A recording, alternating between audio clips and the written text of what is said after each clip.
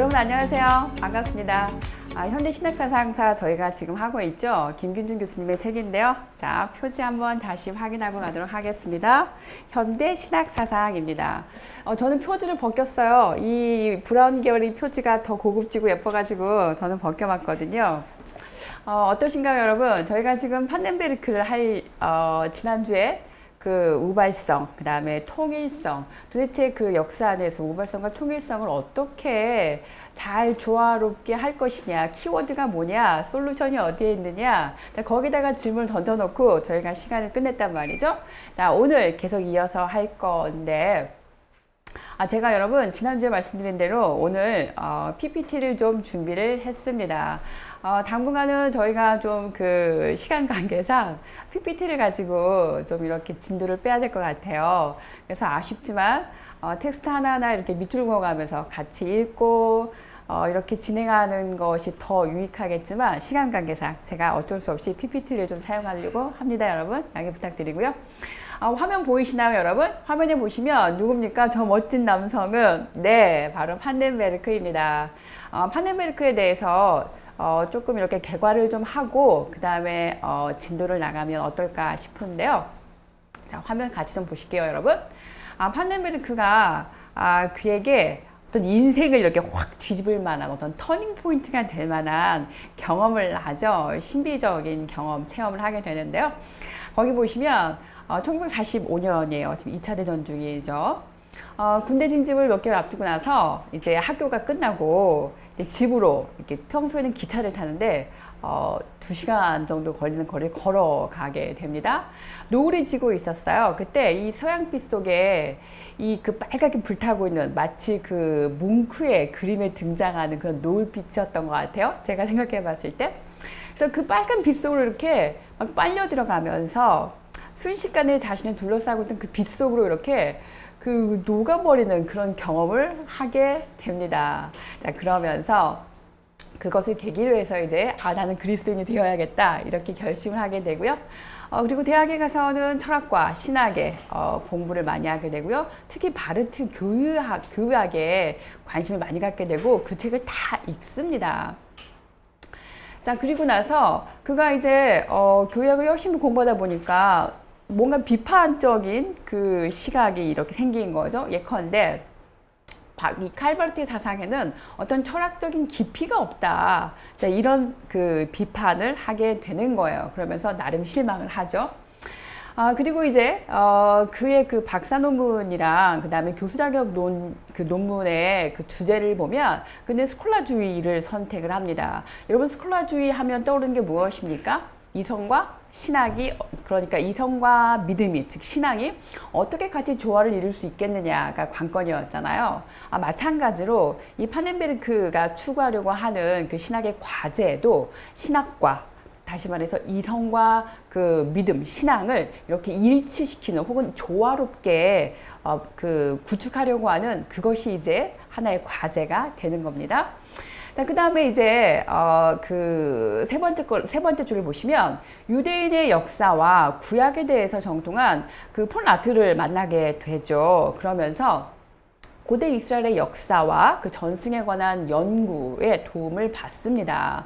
그래서 그는 이제 역사는 성서 주석의 핵심 단어다라고 하는 것을 확 잡게 되는 거죠. 그러니까 중요한 키워드가 무엇입니까? 성서를 주석하는 데 있어서 중요한 핵심 키워드는 무엇이다? 바로 역사다. 이렇게 해서 그 역사로서의 이제 계시가 등장하게 되는 겁니다. 그러면서 그는 보편사 신학을 말하게 되죠.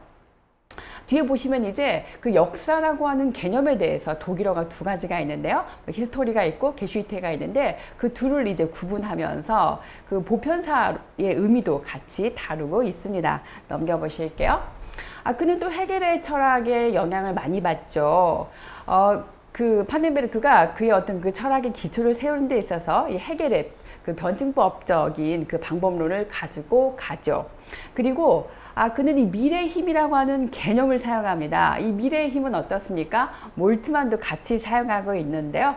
그래서 이 몰트만과 이 판넨베르크가 굉장히 많이 이렇게 그 서로 그 제자들끼리 많이 싸웁니다. 누가 영향을 주었느냐, 누가 영향을 받았느냐를 가지고 많이 이렇게 서로 이렇게 좀 티격태격하기도 하죠. 굉장히 많이 비슷해요. 다르면서도 비슷한 그런 부분들이 아주 많거든요. 그 같은 부분, 비슷한 부분이 바로 미래의 힘이라고 하는 그런 개념이에요. 저 미래의 힘이라고 하는 것은 종말론적인 하나님 나라의 개념을 생각하게 하는 것입니다. 자, 현재를 과거의 결과가 아닌 미래의 결과라고 생각을 하는 것이죠. 우리가 판넨베르크를 생각할 때 그의 창조론과 종말론을 같이 이렇게 생각해 보시면 훨씬 더 이해가 쉬울 텐데요.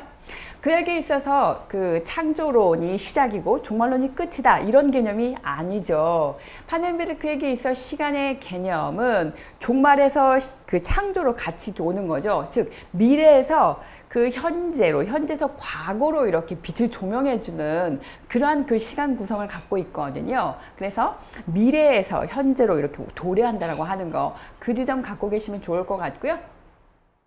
모든 역사의 과정을 미래의 종말론적 하나님 나라를 드러내는 하나님의 계시로 해석을 하고 있습니다. 그래서 그 이미와 아직 그 사이에서 이렇게 어떤 갈등 혹은 뭐라고 할까요? 뭔가 긴장 상태에 놓여 있는 그런 것들을 떠올려 보시면 좋을 것 같습니다. 자, 판넨베르크의 신학의 특징을 살펴보도록 하겠습니다. 저 지점도 이제 몰트만과 상당히 유사한데요. 볼트만이라든가 또 바르트를 중심으로 한 20세기에 그 실존주의 신학이 있었어요. 그것이 신앙과 그리고 이성을 분리시켜버리는 결과를 초래했다고 지적을 합니다. 그래서 판넨베르크는 이제 어떻게 하고 싶냐면 역사로부터의 계시라고 하는 개념을 이렇게 딱 하나의 카드로 들이밀면서 이성과 신앙을 어떻게 하고 싶냐면 접목하고 싶은 거예요. 그래서 그의 신학의 과제는 바로 이성과 신앙을 접목시키는 것, 그것이었습니다.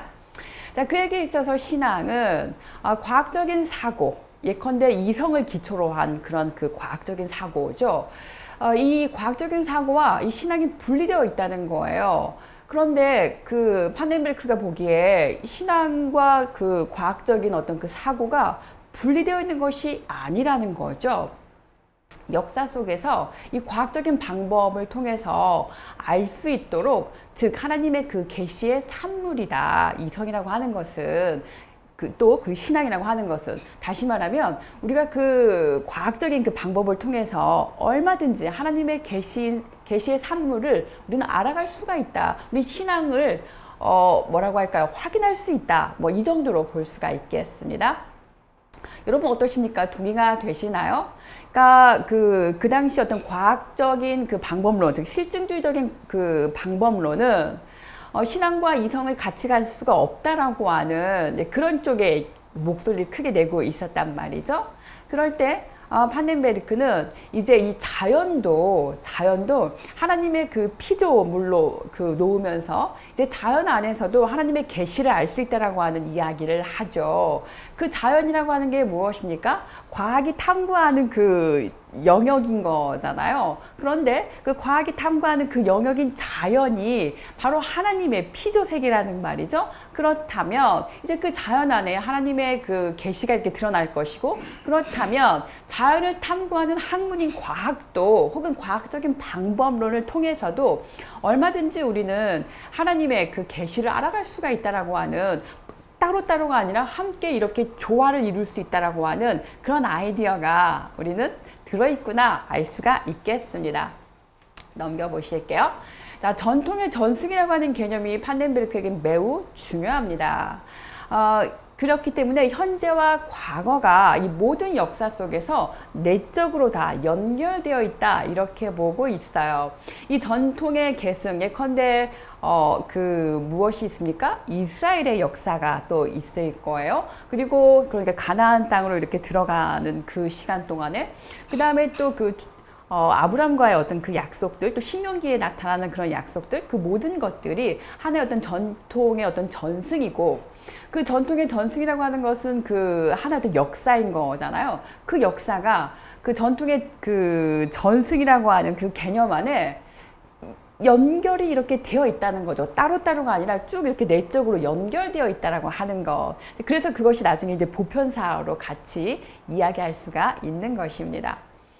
내적 연결의 중심에 있는 이 종말론적인 하나님 나라, 이 내적으로 연결되어 있다라고 하는 그 개념 안에는 무엇이 들어있냐면 종말론적인 하나님 나라 개념이 들어있다라고 하는 겁니다. 그래서 이것을 이제 미래 선취적 현재라고 하는 개념을 적용하고 있는 건데요. 현재 모든 현상들이 종말론적 미래의 현재적인 결과로 해석이 되고 있습니다. 그래서 역사, 우리가 지금 현재 우리가 당면한 어떤 그 문제들 또는 우리가 어떤 진리라고 생각하고 있는 그 모든 것들이 지금 여기서 우리는 알 수가 없다는 거죠. 역사의 종말에 가서야 그 모든 것들이 밝히 드러나게 될 것이고 또 미래로부터 오는 그 조명을 받아서 오늘날 현재 안에서 하나씩 하나씩 이렇게 선취되어서 드러나지게 된다는 거, 이렇게 이야기할 수가 있겠습니다. 넘겨보실게요. 자, 교의학이 역사의 산물이다 라고 했을 때 그러면 이 교의학에 대한 재평가가 필요하지 않겠냐. 기존에는 이 교의학이 절대 불변의 기준이다 라고 이야기를 했단 말이죠. 원죄에 관한 이야기부터 시작해서 창조론에 관한 이야기부터 해서 그 수많은 교리들이 하나도 하나도 손댈 수 없는 정말 그 무오한 그러한 그 진리다라고 했을 때 파넨베르크가 봤을 때는 그렇지가 않다는 거예요. 신학은 종교 현상과 전승들에 대해서 비판적으로 해석해야 된다, 이렇게 표현하고 있습니다. 자, 이렇게 할 수 있는 이유는 또 이렇게 함으로 해서 다른 경쟁적인 그 종교들과도 같이 대화할 수 있다, 이렇게 표현하고 있습니다. 다시 말하면 지금 저 페이지에서 말하고자 하는 것은 무엇이냐면 이 신학이 보다 훨씬 더 메타담론으로, 그러니까 이 그리스도교가 이 메타담론의 어떤 그 종교로서 우뚝 설 수 있으려면 폭넓은 대화의 장을 열 수 있어야 되고, 그 그렇다고 해서 어떤 종교다원주의를 그 옹호한다거나 지지하는 것은 아니지만 그럼에도 불구하고 모든 그 채널들을 열어놓을 수 있어야 된다. 이것이 이제 파넨베르크가 주장하는 바이고요. 그 다음에 저 당시의 시대적인 상황을 보면 이제 그 과학이 하나의 언어가 된 사회였단 말이죠. 그런데 신학은 그 과학이 말하는 것들에 대해서 귀를 막고 있었고, 이 과학이 하는 말들에 대해서 신학이 뭔가 그 어떤 도전을 받았을 때 거기에 대한 어떤 응답이라든가 응전을 하지 않고 뭔가 회피하려고 하는 그런 시대적인 상황에 놓여 있었다는 것을 파넨베르크는 이제 목격을 하는 거예요. 그래서 그렇게 되면 이제 부분의 진리감만 가질 수가 있는 거죠. 그래서 전체적인 진리, 모든 진리 중에 진리는 이 그리스도교라고 하는 그 토대 위에 세워져야 된다라고 하는, 그래서 기독교가 귀를 열고 과학이 말하는 것들에도 우리는 같이 이야기할 수 있어야 되고 더불어서 다른 종교들과도 함께 이야기할 수 있어야 된다라고 하는 그런 통로를 열어놓고 싶은 게 파넨베르크의 의도였다고 저는 생각하고 있습니다. 자, 그 다음에 또 읽어보도록 할게요. 자, 하나님의 계시에 대한 역사적이고 체계적이고 실제적인 어떤 실질적인 성찰이 필요하다. 그래서 뭔가 이렇게 그 논증적이고 뭔가 논리적인 그런 그 실증주의적인 그런 언어에 맞설 수 있도록 철저하게 뭔가 그 정합적인 논리가 필요하겠죠. 그래서 철학적인 신학화의 작업을 통해서 가능할 것이다, 이렇게 이야기를 합니다. 자, 역사를 하나님의 계시라는 관점에서 신학과 이제 역사를 조화시키려고 하는 그러한 발걸음인 것이죠. 자, 그는 이제 보편사로서의 계시를 말하는데요.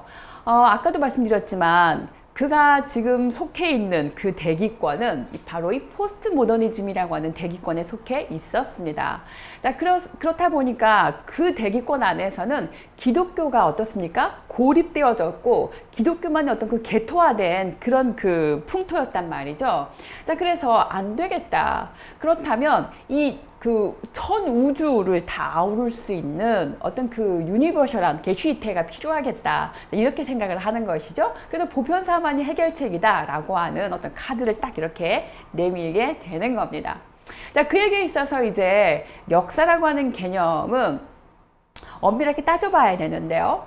어떤 객관적인 자료를 바탕으로 한 역사 개념이 있어요. 일명 우리가 흔히 말하는 히스토리가 될 것이죠. 그다음에 또 하나의 그 역사 개념이 있는데 주관적인 개념의 어떤 추상적인 그런 게슈히테로서의 역사가 있습니다. 이것은 어떤 그 의미를 중요시 여기는 것이죠. 어떤 사건이 발생했을 때 그 사건이 우리에게 혹은 이 전체 세계사에 어떠한 의미가 있느냐, 마치 로마 제국이 멸망했을 때 그것이 이 세계사에 어떤 영향을 주고 있느냐, 마치 여러분 누가 떠오르십니까? 쿨만 떠오르시죠. 쿨만의 영향을 받았다고 생각하시면 좋을 것 같고요.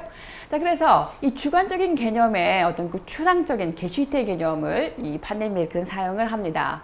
그리고 이 바르트도 마찬가지죠. 이 주관적인 게슈히테 개념으로서 역사를 받아들이고 있고요. 그리고 이 판넨베르크가 말하는 보편사는 그래서 전 세계적인, 전 우주적인 그런 유니버셜한 게슈히테라고 하는 거 기억하고 계시면 좋겠습니다. 자, 그는 이제 세속화를 다르게, 그러니까 세속화를 자기만의 어떤 그 안목을 가지고 자기만의 관점에서 세속화를 이제 진단을 하죠. 그러면서 세속화는 이 보편사에서 하나님을 배제해버린 개념이다, 이렇게 표현하고 있었어요. 여러분, 우리가 앞에서도 그 세속화 신학을 다뤄서 아시겠지만 처음에는 어땠습니까? 창조 신앙으로부터 시작을 했었잖아요. 그런데 그것이 계속 이렇게 가다 보니까 종국에는 어떻게 되는 거죠? 하나님의 자리를 다 이제 무시해버리고 다 없애버리고 인간의 이성이 되려 하나님 자리에 딱 올라가게 되는 거였잖아요. 그래서 인간의 이성을 가지고 모든 걸 다 해결해야 되는, 하나님은 필요 없게 되는 이제 이런 것이 세속화였었는데, 그러다 보니까 이 세속화가 보편사에서 하나님의 개념을 다 없애버렸다고 하는 거죠. 판넨베르크는 어떻게 말하고 싶은 거냐면, 보편사 신학은 하나님이 세계 역사 가운데 일반적이고 보편적인 개념의 역사의 주체가 되시는 분이다 라고 하나님을 딱 이렇게 보편사의 한 중간에 딱 이렇게 앉히게 되는 거예요. 판넨베르크의 그 놀라운 역할인 거죠. 그래서 그 기존에 세속화된 이 세계에서는 하나님의 자리가 없어져 버렸다면 그 세속화된 그 세계 한 복판에 다시 하나님을 한 중간에 딱 세움으로 해서 모든 그 보편사의 그 주체로서 하나님이 등장하게 되는 거예요. 자, 그 기독교의 가르침은 하나님이 창조주다라고 이야기하고 있죠. 그 다음에 또 종말론적인 완성을 이루시는 실제다, 이렇게 이야기하고 있었어요. 자, 그렇다면 이 기독교의 가르침이 하나님을 창조주로 또 종말론적인 완성을 이루신 실제로 인식하고 있다면, 그렇다면 이제 하나님은 어떻습니까? 보편성을 가질 수 있다, 이렇게 표현하고 있는 거죠. 그리고 그 역사는 그 보편사로 등극할 수가 있는 것이고요. 자, 넘기겠습니다. 자, 그리고 또 판넨베르크는 여러분 책을 읽으셨으니까 아시겠지만 기독교의 공동체성을 강조하고 있었어요. 자, 왜냐하면 이것은 우리가 가만히 그 생각을 해보면 어떤 그 실존주의에 대한 어떤 그 비판에서 어떤 그 반발에서 대두된 것이다라고 보시면 좋을 것 같습니다. 실존주의가 무엇입니까? 어떤 개인의 구원에 천착하게 되는 거잖아요. 개인의 문제, 어떤 그 사회적이고 어떤 역사적인 그런 그 토대가 아니라 오직 나와 하나님과의 관계, 그래서 나의 어떤 그 구원의 문제, 나의 어떤 실존의 문제, 그래서 어떤 자신의 어떤 결단을 통해서 구원에 이르게 된다라고 하는 그런 거에 천착되어 있었다면, 판넨베르크는 개인의 차원이 아니라 공동체성을 강조하게 되었다는 겁니다. 그래서 이 실존주의가 어떤 개인의 종교로 이렇게 뭔가 그 협소화시키고 뭔가 그 경계를 이렇게 위축시켰다면 다시 사회 공동체로부터 외면당하는 그런 것들 극복하기 위해서 공동체성을 강조했다, 이렇게 보시면 좋을 것 같습니다. 자, 또 넘겨볼게요. 계속 이어집니다. 기독교의 고립을 극복하기 위해서 기독교가 사회 속에서 보편적으로 자리 잡을 수 있도록 노력을 하려고 하죠. 그래서 그가 이제 그 의도하는 바는 자연과학과도 이 소통이 가능해야 되지 않겠나.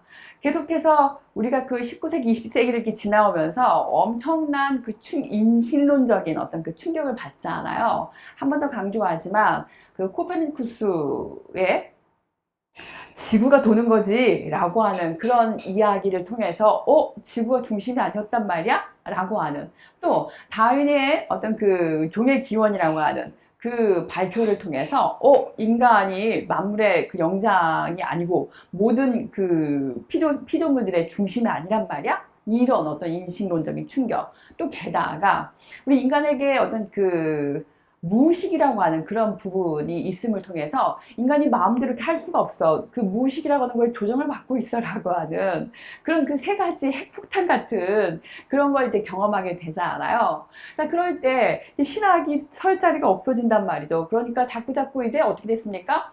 어떤 그 개인의 실존의 문제, 뭔가 그 고통이라든가 혹은 어떤 그 존재론적인 질문에 당면했을 때, 이것은 우리 혼자 힘으로 할 수가 없는 거야. 우리 신의 도움이 필요해. 라고 하는 어떤 뭔가 이렇게 협소한 터 안에서만, 협소한 어떤 그 자리에서만 하나님을 말할 수 있게 되는 이제 그런 신학이 되고, 혹은 또 이제 어떻게 됩니까? 뭔가 그 설계자로서, 뭔가 이 모든 것들을 다 이렇게 하나님께서 다 해놨어. 그리고 과학이 밝혀내지 못하는 부분에 대해서는 그건 말이지 신이 다 이렇게 해놓은 거지 라는 식의 어떤 그 틈새의 신으로 이렇게 전락하게 되는 그런 것도 우리가 경험할 수가 있었잖아요. 그래서 판넨베르크는 뭔가 과학이 말하는 거에 대해서 귀를 닫고, 과학이 말하는 것은 그건 다 엉터리야. 우리 신학은 그 신앙만의 어떤 그 고유한 그 언어를 가지고 우리 자리를 굳건히 지켜야 돼 라고 하는 그런 몸부림에 대해서, 기다려봐, 문을 좀 열어봐, 우리 뭔가 이야기할 수 있어야지, 자연과학이 말하는 것들과 함께 그 테이블에 앉아서 귀를 열고 좀 들어보자, 같이 좀 이야기를 나눠보자, 뭔가 그 신비주의적으로 빠지려고 하는 거, 뭔가 막 은사주의 이런 거, 뭔가 그 반기성주의 이런 거에 빠져들지 말고 우리 이성을 가지고 우리는 알아갈 수 있어. 이성의 힘을 가지고 얼마든지 우리는 시작을 말할 수가 있어. 과학도 결국은 이성을 사용하는 그런 그 학문인 거잖아. 그리고 신학도 마찬가지로 이성을 가지고는 얼마든지 알아갈 수 있는 거잖아. 그렇다면 얼마든지 연결고리가 있잖아. 이것이 이제 판넨베르크의 주장인 것입니다. 자, 그래서 계속 읽어보도록 하겠습니다. 자연과학과 소통이 가능하고, 그 다음에 또 일상의 삶의 영역에서도 적용이 가능한 그런 신학을 펼쳐야 된다, 이렇게 말하는 것이죠. 그래서 이 판넨베르크는 주관적인 역사의 계시태 개념을 계시하고 같이 딱 이렇게 접목을 시킵니다. 그래서 역사를 하나님의 말씀의 차원으로 딱 이렇게 끌어올리는 것이죠. 여기에다가 우리 별을 한 3개쯤 띄우고 형광펜으로 동그라미를 딱 쳤으면 좋을 것 같아요. 판넨베르크가 한 공헌 중에 하나가 바로 무엇이냐면, 역사를 그 말씀의 차원까지, 말씀의 레벨까지 같이 이렇게 딱 이렇게 끌어올렸다고 하는 거, 대단한 공헌인 거죠. 자, 넘겨보도록 하겠습니다. 그러면 그의 방법론은 무엇이냐? 믿음을 근거로 했던 명제적인 접근법, 이것은 이제 위로부터의 기독론이라고 하는데요. 우리 바르트를 지금 겨냥하고 있는 것이죠. 바르트는 어땠습니까? 수직적으로 이렇게 내리꽂는 그런 거였잖아요. 계시는 말이지, 하나님으로부터 하나님이 이렇게 말씀하셔서 우리가 그것을 어떤 은혜를 통해서, 또 믿음의 눈을 통해서 우리가 알 수 있는 거지, 우리 인간이 하나님의 계시를 알아갈 수 있다고? 천만에 하나님의 은혜를 통해서 주어지는 거야. 그리고 우리는 그 믿음의 눈을 통해서 알아가게 되는 거야. 이렇게 말했다면 이제 판넨베르크는 바르트의 그러한 지점을 비판하고 싶은 거예요. 그래서 믿음을 근거로 하는 거, 그건 더 이상 설득력이 없어, 이렇게 말합니다. 그래서 역사 비평적인 방법론을 채택하게 되는 거죠. 자, 그래서 드디어 이제 역사로서의 계시가 등장을 하는데요. 판넨베르크는 사회는 자연법과 더불어서 더욱더 세속화가 되어가고 있습니다. 여러분, 자연법이 무엇입니까? 자연법은 그냥 영원법도 생각을 해봐야겠죠. 영원법은 무엇인 거죠? 하나님이 주시는 그런 그 법인 거잖아요. 하나님의 법, 무조건 따르고 지켜야 되는 어떤 계명, 규율 같은 거란 말이죠. 자, 그런데 우리 인간에게는 하나님이 주신 그 이성을 통해서, 하나님이 비춰주시는 그 이성을 통해서 우리는 그 하나님의 그런 계명들을, 하나님이 주시는 그 신율적인 것들을 우리는 알 수가 있다는 거죠. 마치 그 양심처럼. 그래서 우리는 그 하나님이 주신 그런 이성의 능력을 통해서 어떤 것이 선이고 어떤 것이 악인지, 어떤 것을 지켜야 하는지, 어떤 것을 하지 말아야 되는지를 알고 있다는 거예요. 이게 일종의 이제 자연법인 거죠. 그래서 이 세속화와 더불어서 이 자연법이 이제 어떻게 됩니까? 하나님의 자리를 대신하게 되고 하나님의 자리가 싹 이렇게 없어져 버리게 된단 말이죠.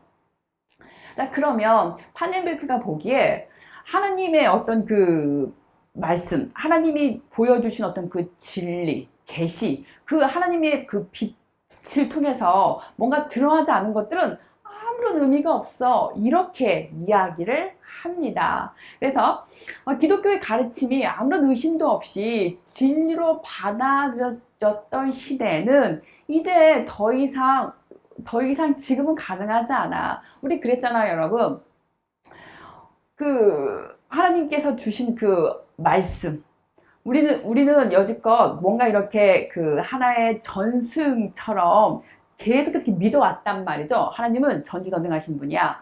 하나님은 변하지 않는 분이야. 이런 식의 그런 것들이 마치 하나의 그 심판처럼 더 이상 그 재속될 수도 없는 고정불변의 진리로 이렇게 받아들여졌다면, 그리고 우리가 믿음을 통해서만 오로지 하나님을 알 수가 있어, 우리 이성을 가지고는 하나님을 알 수가 없어, 이렇게 말했다면 파넨베르크는 뭐라고 말하고 싶은 거예요? 아니라고 하는 거죠. 우리는 이성을 통해서 얼마든지 알 수가 있어. 마치 지금 누구와 누구의 논쟁을 보는 듯 합니까?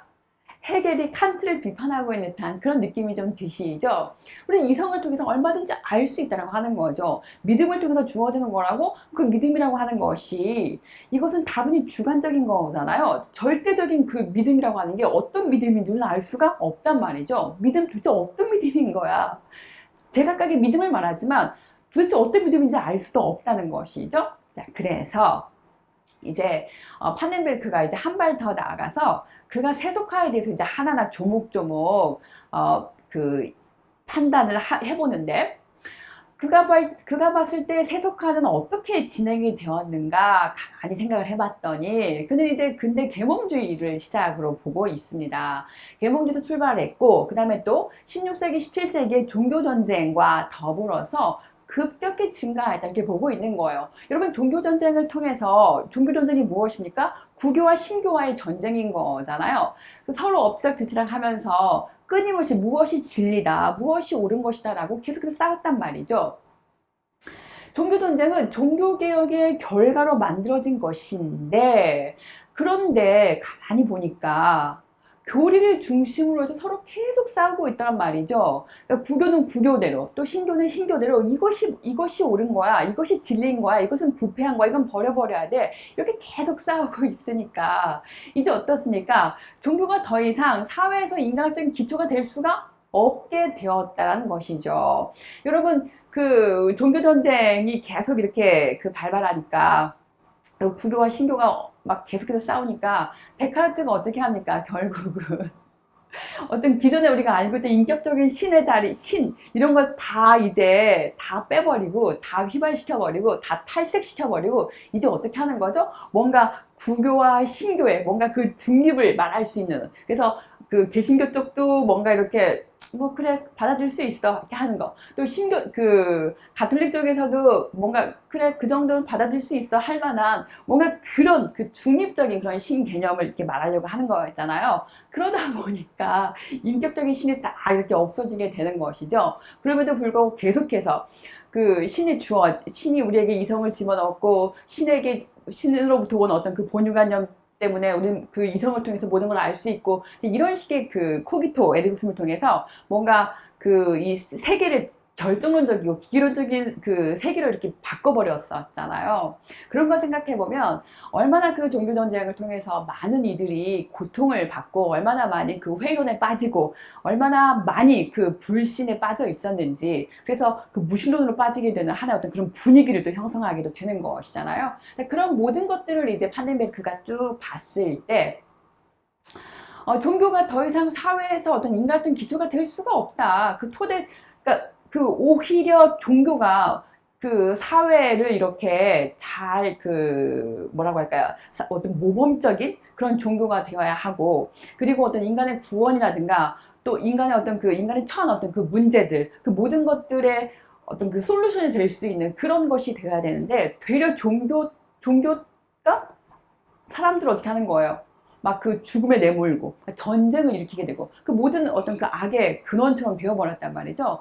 그렇게 되면 문제가 심각해지게 되는 거예요. 그래서 이제 시간이 가만히 가다 보니까 이제 사람들이 어떻게 되는 거예요? 아, 그런 신이라면 필요 없어. 그래서 이제 신의 자리는 없어지게 되고, 우리는 어떤 그 이성을 통해서 어떤 것이 옳고 그름인지 우리는 판단할 수 있어. 이게 자연법이 대두하게 되는 것이고, 그래서 이제 이 기독교는 어떻게 되는 거예요? 스스로 이렇게 고립되면서 그들만의 리그처럼 이렇게 되어버렸다. 이렇게 판넬베르크는 진단을 하는 겁니다.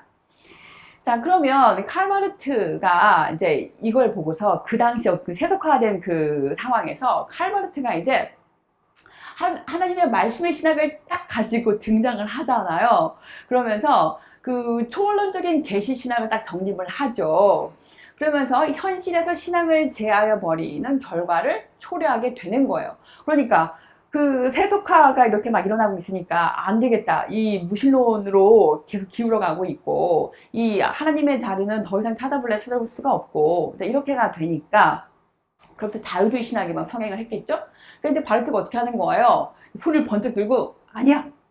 그 하나님의 말씀의 신학을 이렇게 주장을 하면서 하나님의 말씀으로는 돌아가야 돼. 그리고 그 계시라고 하는 것은 하나님으로부터 이렇게 오는 것이지 우리가 어떤 이성을 통해서 알아갈 수 있다고? 그건 절대 불가능해. 이렇게 외치게 되는 거죠. 그러다 보니까 이제 하나님은 어떻게 하는 거예요? 우리 인간의 이 피조세계에 같이 있는 어떤 내재적인 하나님이 아니라 저 높은 곳에 계시는 그런 하나님의 어떤 초월성만 강조하게 되는 것이죠.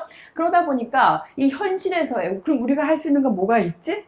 우리는 아무것도 없단 말이야? 오로지 하나님이 우리에게 베풀어 주신 은혜만 우리는 엎드려서 기다려야 된단 말이지? 이렇게가 되면서 현실에서 어떤 그 신앙이 사라져버리게 됐어요. 자, 또 슐라이어마도 그런 그 자유주의 신학을 이제 그 열게 되는 그런 그 시점에서 인간의 이성을 가지고 어떤 신학을 이제 그 정립할 수 있어. 이렇게 이야기하는 거죠. 그래서 그는 그 신학이 이제 위태로우니까 뭔가 이성을 가지고 혹은 어떤 그 논리 실증주적인 언어를 가지고 그 신학을 개최할 수 있다, 그 펼칠 수 있다고 말도 안 되는 소리야. 이제 그런 분위기에 있을 때 칸트를 필두로 해서 이제 슐라이어마는 어떻게 합니까? 절대 의존의 감정을 말하잖아요. 그러면서 우리가 그 하나님을 알아갈 수가 있는 그 감정, 어떤 우리에게 그 감정적인 부분을 통해서 우리는 얼마든지 하나님을 말할 수 있어. 그러면서 그 신학의 어떤 체계로 이렇게 세워가게 되잖아요. 그러니까 이성적으로 이해가 되지 않는 성경의 많은 부분들을 다 나름대로 제거를 또 해나가요. 이 슐라이어마가. 그러면서 이 자유주의를 출범을 시키게 되죠. 근데 처음에는 자유주의를 조금 따른 것 같다가 이제 어떻습니까? 칼바르트의 변증법적인 신학이 딱 등장하면서 또 다 와르르 무너지게 됐었잖아요. 우리가 앞에서 이미 다 다루었습니다. 자, 그래서 판넬베르크는 그러면 신학의 과제는 무엇이냐라고 묻습니다. 그래서 세속화에 대한 그 반대급부로서 강력한 영향력을 행사할 수 있는 것이 있어야 돼. 그게 바로 뭐냐? 이성을 잡아야 된다는 거죠. 그래서 그 이성과의 관계 안에서 어떤 해결의 실마리를 찾을 수 있다. 이렇게 이야기를 하는 거죠. 그래서 그 이성을 가지고 굉장히 그 뭐라고 할까요? 막 체계적으로, 막 논리적으로 이 신앙을 하나하나 이렇게 세워 나가려고 하죠. 그래서 정말 이렇게 체계적이에요. 자, 그러면서 이제 판넬베르크가 모든 것을 규정하는 현실, 그러니까 하나님에 대한 이해를 뭐라고 표현하냐면 모든 것을 규정하는 현실로서 하나님이라고 이해하고 있습니다. 하나님은 세계에 대한 관계에서 결코 제한되지 않아. 오히려 그러니까 세속 신학에서는 하나님을 저쪽으로 날려버렸다면 다시 하나님을 한 중앙에 딱 이렇게 그 모셔놓는 거죠. 그래서 오히려 이 세계를 완성시키는 분이 바로 하나님이야. 이렇게 이야기하게 됩니다. 자, 하나님은 역사 속에서 계시의 개념으로 현실을 규정한다. 이렇게 표현하고 있어요. 그러니까 중요한 포인트 무엇입니까? 지금 역사가 등장했잖아요. 역사 속에서 계시의 개념을 그 계시의 개념을 하나 어떤 현실로 규정시켜준다. 이렇게 표현하고 있는 거예요. 그러면 이제 그 역사라고 하는 것은 무엇입니까? 하나님이 계시를 이렇게 실현해주는 그런 터전이 되는 거죠. 그렇다면 그 역사는 이제 뭐가 되는 거죠? 하나의 계시의 장이 되는 거겠죠. 그래서 역사로서의 계시가 등장하게 되는 겁니다. 자, 하나님 인식에 있어서의 역사의 개념과 그리고 계시의 개념이 이제 어떻게 되는 거예요? 같이 같은 차원에 놓이게 되는 겁니다. 그래서 역사와 계시의 통합이 이루어지게 되는 것이죠. 이것은 다시 말하면 어떤 그 이스라엘의 역사 속에서 진리를 찾으려고 하는 하나의 그 히브리적인 사상과 또 형이상학적인 계시 속에서 이 진리를 찾으려고 하는 그리스 사상이 같이 딱 이렇게 통합되는 결과입니다. 여러분 저거 보면서 또 어떤 게 떠오르십니까? 스콜라가 또 떠오르시죠? 우리 스콜라 철학을 보시면 딱 저렇게 그 포지션을 잡고 있잖아요. 자, 그러면서 그는 헤겔의 그 철학을 그대로, 방법론을 그대로 수용을 합니다. 자, 헤겔의 사상은 그런데 이제 어떤 차이점이 있냐를 따져봤을 때 헤겔에게는 어떻습니까? 미래라고 하는 그 영혼의 지평이 있었나요? 없었나요? 없었잖아요. 그래서 미래로부터 다가오는 종말론적인 그 하나님 나라 개념이 판넨베르크에게는 있어요. 헤겔에게는 없었지만 헤겔에게는 어떻습니까? 이렇게 그 순환적인 거였잖아요. 그쵸? 그러니까 하나님 안에 어떤 그 영, 가이스트로스의 그 영, 삼위일체적인 그 하나님이 자기의 그 정신의 외화를 통해서 그러니까 세상을 이렇게 만물을 이렇게 창조한단 말이죠.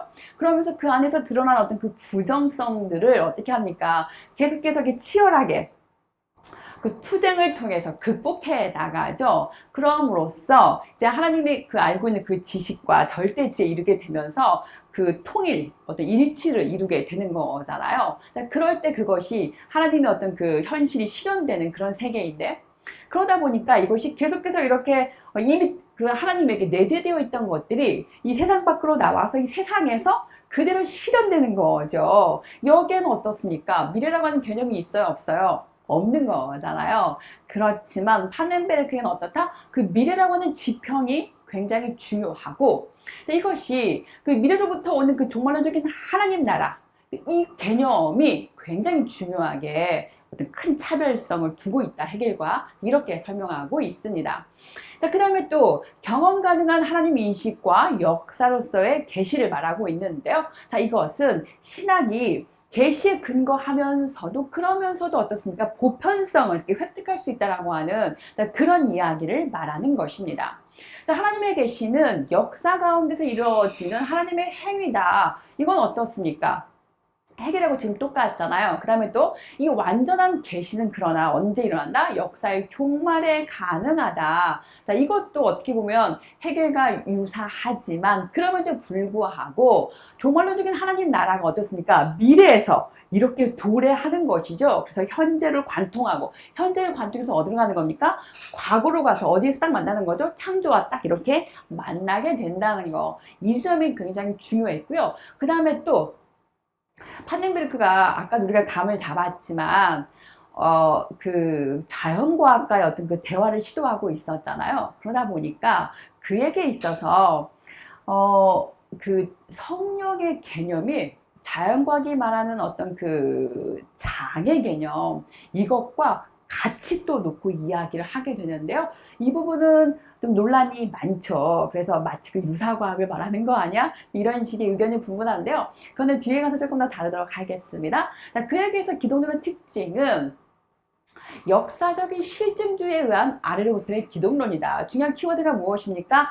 아래로부터의 기독론이라고 하는 거예요. 우리가 아래로부터 기독론이 있으면 위로부터의 기독론도 있다는 얘기인가? 감 오시죠? 그럴 거예요. 그렇다면 위로부터의 기독론이라고 하는 건 무엇입니까? 이렇게 위에서 아래로 이렇게 내리꽂는 하나님으로부터 이렇게 내려오는 그래서 하나님의 은혜를 통해서 우리 인간에게 이 피조 세계에게 계시가 드러나고 그러면 그 계시는 인간의 믿음을 통해서 알아가게 된다라고 하는 그 진리가 그 은폐되어 있던 것이 탈은폐되어진다라고 하는 그런 개념이 바로 위로부터의 기독론인데 판넨베르크는 그걸 어떻게 합니까? 비판하죠. 그래서 아래로부터의 기독론을 이야기하는데요. 거기 있도록 하겠습니다. 전통적인 위로부터의 기독론은 믿음을 기초로 한 명제적이고 권위적인 방법이다. 이렇게가 되면 이제 어떻습니까? 그 초대교회의 어떤 그 전승과도 맞지 않을 뿐만 아니라 저렇게 믿음을 기초로 해버리면 어떻게 되죠? 자연과학과 같이 이야기할 수가 없게 되는 거잖아요. 자연과학은 철저히 이성을 토대로 해서 어떤 그 합리적이고 이성적인 그 논리적인 언어를 사용해서 그 말하려고 하는데 믿음을 기초로 하는 거야 라고 말해버리면 갑자기 이제 멘붕이 오는 거잖아요. 서로 그 언어가 달라버리잖아요. 그래서 이 신학도 이성을 토대로 해서 이성을 통해서 얼마든지 말할 수 있어. 과학이 이성적인 어떤 언어라면 신학도 마찬가지로 이성적인 언어야 라고 할 때 같은 테이블에 딱 놓일 수가 있는 거잖아요. 그래서 이 전통적인 어떤 그 위력대 기독론을 비판을 하게 되는 것입니다. 자, 그 다음에 또 파넨베르크가 어떻게 말하고 있냐면 보편사가 외면돼 버린 그런 신학은 역사가 없는 신학이야 이렇게 표현하고 있죠. 자, 역사가 없는 신학이야 라고 할 때 저것은 지금 누구누구를 비판하고 있는 것이죠. 역사성이 없었어 라고 하는 건 누굽니까? 바르트죠. 또 누굽니까? 불트만이죠. 그 실존주의라든가 또 말씀의 신학을 이야기했던 바르트를 지금 비판하고 있는 거예요. 그들에게는 보편사 개념이 없단 말이죠. 왜냐하면 역사성 자체가 이렇게 무너져 버렸으니까. 그래서 파넨베르크가 보기에 역사가 없는 신학은 뭐에 지나지 않는다? 신화에 지나지 않는다. 이렇게 비판을 가하는 것입니다. 그래서 이 그리스도를 이해하는 데 있어서 아래로부터의 신학은 여기가 중요하죠. 그건 왜 아래로부터 신학을 말할 수밖에 없었냐? 바로 여기에 있는데요. 일반 신학에 대해, 일반 학문에 대해서 예컨대 대표적인 게 뭐가 있겠어요? 자연과학이 있겠죠? 이런 일반 신학에 대해서 좀 더 설득력 있게 그리스도가 하나님 되심을 설명할 수 있게 하려면 이제 어떤 거예요? 아래로부터의 신학이 필요하다 이렇게 표현하고 있었고요. 아래로부터 신학이라고 하는 것은 무엇입니까? 인간의 이성을 통해서 하나님을 알아갈 수가 있어 이렇게가 되는 거죠. 그러면서 우리 그 인간이 그 속해 있는 그 역사 혹은 자연 그 모든 것들이 결국은 뭐다? 하나님의 계시의 장이다 이렇게 표현하고 있는 거죠. 그렇다면 과학도 얼마든지 하나님의 어떤 그 계시의 장으로서 그 학문을 같이 이야기할 수가 있게 되는 것이고요. 어떻습니까, 여러분? 파넨베르크의 그 시도가 기획이 마음에 드시나요? 자, 계속 또 보시도록 할게요. 자, 그 다음에 또 이 삼일째 되신 하나님에 대해서도 우리가 학문적으로 이야기할 수가 있어. 자, 이런 그것이 들어 있었고요.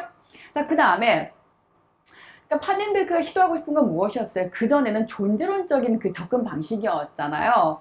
그래서 하나님, 예수 그리스도가 신성과 인성이 있고, 그래서 그 신성을 강조하고, 그러면서 어떤 그 믿음의 차원에 이야기하고, 이런 식이었다면, 이제 파넨베르크는 그거 말고, 우리 이성을 통한 인식론적인 접근 방법을 가지고 신학을 세워보고 싶어 합니다. 자, 계속 읽어보도록 할게요.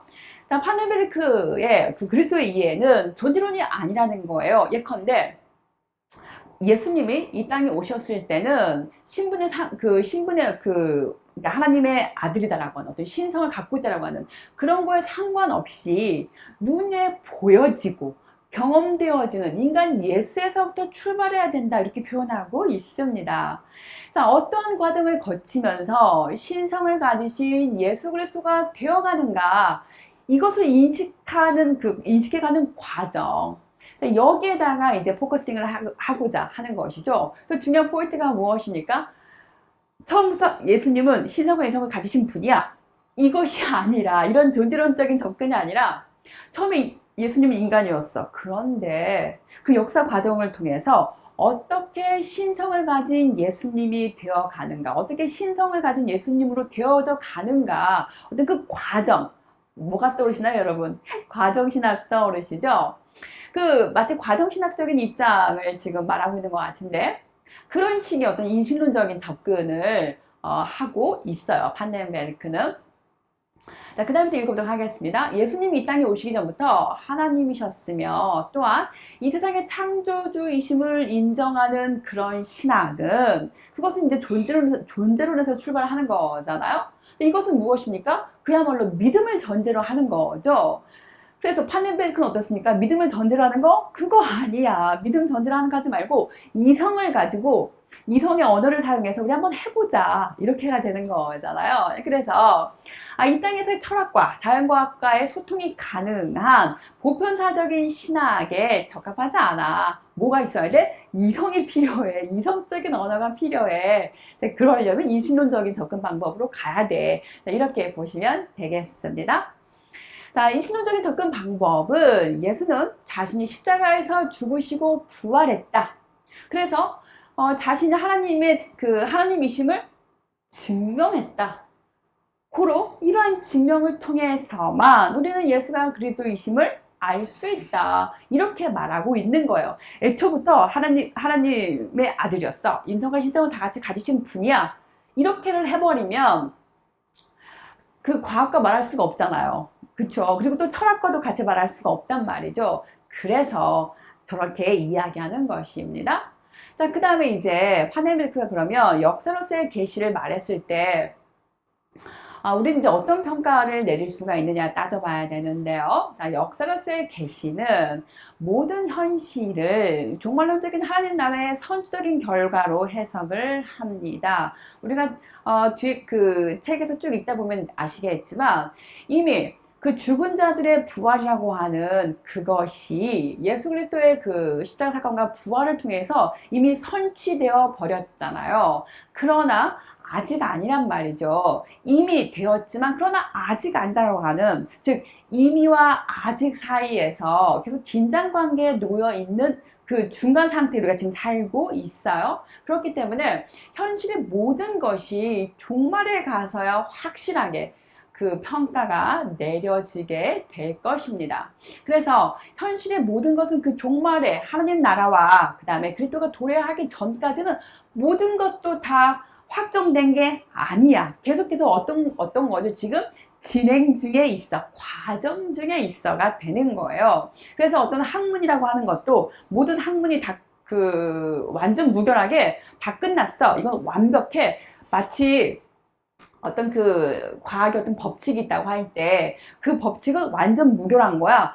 더 이상 이것을 전복시킬 만한 것은 없어. 이걸로 끝이야. 라고 하는 그런 식의 법칙은 아무것도 없다는 거죠. 그것은 종말의 때에 가서야 완벽한 그 법칙, 진리가 드러나기 때문에 지금은 과정 중에 있어서 어떠한 것도 완벽한 건 아니야. 다 진리의 어떤 근사로 가고 있는 것 뿐이야. 이렇게 말할 수가 있겠습니다. 그래서 그리스도가 도래하기 전까지 또 종말의 그 하나님 나라가 도래하기 전까지는 어떠한 것도 어떠한 판단도 임시적이야. 이것은 무엇을 말하는 것입니까? 불확실성, 즉 불확정성을 말하는 것이죠. 저 사회는 어떻습니까? 우리가 그 양자역학적인 사유, 불확정성의 원리와 함께 지금 같이 공명하고 있는 것이죠. 우리가 어떤 그 물질에 대해서, 어떤 실제에 대해서 실제란 이것이야 라고 명쾌하게 말할 수가 없는 거죠. 그리고 우리가 어떤 그 물체의 운동을 말할 때 그 물체의 운동의 상태 혹은 속력이라든가 위치 같은 것들을 정확하게 말할 수가 없는 것은 우리가 초기 조건부터 그 물질에 대해서 이미 개념의 규정 자체가 모호하고 불확실하기 때문에 우리는 어떻습니까? 확률적으로만 말할 수밖에 없는 거죠. 이렇게 불확실성의 시대에 살고 있기 때문에 이제 그 파넨베르크는 그대로 신학에도 적용을 시키는 거죠. 그래서 종말의 때가 되어서야 모든 것들이 확정적으로 드러날 수가 있어. 그 전까지는 모든 게 다 불확실해. 이렇게 말하고 있습니다. 자, 역사에서의 계시는 역사가 지속되는 한에서의 계시의 점진성과 지속성의 가능성을 전제하고 있습니다. 어떻습니까, 여러분? 그러니까 역사라고 하는 것이 우리가 그 시간 개념을 봤을 때 어떤 그 순환적인 시간 개념이 아니라 리니어한 시간 개념이었잖아요. 어떤 직선적인. 그래서 과거가 있고 과거를 지나서 현재가 있고 현재가 미래로 이렇게 나아간다고 하는 그런 시간 개념이 있을 때 이제 우리 인간 입장에서 봤을 때 그러면 그 역사라고 하는 건 어떻습니까? 계속해서 이렇게 미래를 향해서 뻗어나가는 거죠. 그러니까 어떤 그 점진성, 그 다음에 계속해서 연결되어 가기 때문에 어떤 지속성의 가능성을 전제로 하고 있습니다.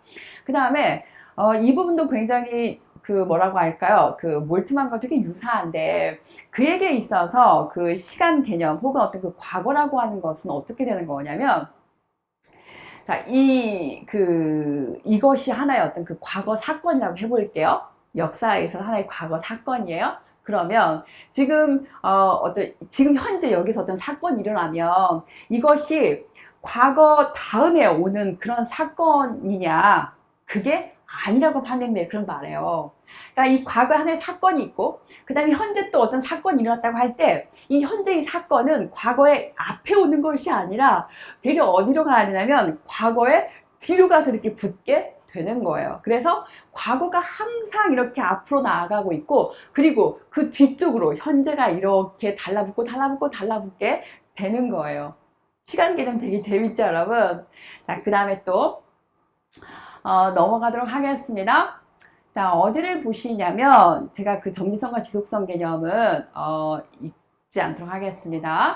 자, 그 다음에 또 파넨베르크에게 그 중요한 점이 하나 있다면, 타종교에 대해서도 기독교가 관용적인 태도를 가져야 된다, 이렇게 표현하고 있어요. 왜냐하면, 제각각의 어떤 그 종교 안에서도 어떤 그 종교성들이 결국은 어떻게 되는 겁니까? 맨 종말에 가서는 하나 다 이렇게 드러나게 되겠죠. 그렇기 때문에 종교다원주의를 주장하는 것은 아니지만 종말에 하나님 나라가 도래하기 전까지는 다 모른다는 거예요. 어떠한 종교에서 어떠한 진리가 어떻게 드러날지 그건 알 수가 없다는 거죠. 그래서 이 타종교에서도 어떤 선한 믿음이 있을 수 있다. 그런 가능성이 있다. 그거는 열어놔야 된다. 자, 그래서 완전히 배제할 수 없다. 이것이 판넨베르크의 입장이었습니다. 자, 그 다음에 판넨베르크에게 있어서 역사로서의 계시 한번 마무리해 볼게요, 여러분. 자, 하나님이 만물 가운데 내재하여 계신다라고 하는 만유 내재 신론의 개념이 적용이 됩니다. 자, 그렇잖아요, 여러분. 역사 안에 마치 그 헤겔처럼 이 역사라고 하는 것이 하나님의 역사, 하나님의 자기 실현의 역사라고 본다면 이제 그 역사에 하나님의 계시가 계속해서 드러나게 되는 거죠. 그래서 그 역사라고 하는 것이 우리 개인의 역사가 아니라 전 세계, 전 우주적인 그런 그 역사이기 때문에 그렇기 때문에 이제 그 하나님의 계시는 만물 가운데 이렇게 드러나게 되는 거죠. 그래서 만유 내재 신론 개념이 적용될 수가 있는 겁니다. 자, 모든 피조물이 종말의 구원을 이루기 위해서 하나님의 행위에 참여되고 있다. 이렇게 말할 수가 있겠죠. 그래서 이 종말에 하나님 나라가 이렇게 도래를 할 때에 그렇다면 이제 모든 역사는 그 하나님의 종말의 나라라고 하는 그 오메가 포인트를 향해서 모든 역사가 어떻습니까? 즉 모든 강물의 줄기가 어딜 향해 가게 되는 거죠? 하나님의 종말의 나라. 하나님 나라의 그 종말의 때에 오는 하나님 나라. 모든 강물의 줄기가 다 그쪽으로 흘러가게 되는 것이죠. 모든 것들이 다 거기에 이렇게 참여하게 된다는 것이고요. 그래서 만유내재신론, 그러니까 만유내재신론이라고 말할 수가 있겠습니다. 여기에서 이제 그러면 이 역사 안에 뭔가 이렇게 그 하나님의 그 활동성이 등장하게 될 텐데 거기에서 그 하나님의 활동성을 이제 성령으로 놓을 수가 있을 텐데요. 이 성령님은 바로 힘의 장이다. 이렇게 표현을 해요. 다이나믹 필드라고 말하죠. 저것은 어디서 가져오는 거냐면 우리 누굽니까? 패러데이가 있어요. 패러데이가 전자기장을 이렇게 발견해내게 되거든요. 전자기장을 발견하기 전까지는 이 세계에는 어떤 그 중력만이 있어 라고 했다면 중력만 있는 것이 아니라 자기장도 있어, 전자기장도 있어 라고 하는 것을 발견하게 되고 그 다음에 그 필드라고 하는 것은 어떤 그 힘이 미치는 그 공간을 말하고 있어요. 여러분 그 자기장의 예를 한번 들어볼게요. 이것이 하나의 자석이라고 하면 제가 1m 떨어져 있는 1m 떨어져 있는 곳에 금속이 있다고 할게요. 그럼 자석을 이렇게 댔을 때 그 금속이 딸려올까요? 딸려오지 않을 거예요. 최소한 이 자기력이 이렇게 어떤 영향력을 행사할 수 있는 그런 어떤 그 거리에 놓여 있어야 그래야 이 금속이 자기력에 끌려오게 될 거란 말이죠. 이렇게 어떤 그 자기력이면 자기력, 전기력이면 전기력, 중력이면 중력, 어떤 힘들이 작용할 수 있는 그 범위, 거기를 이제 장이라고 표현을 하는데요.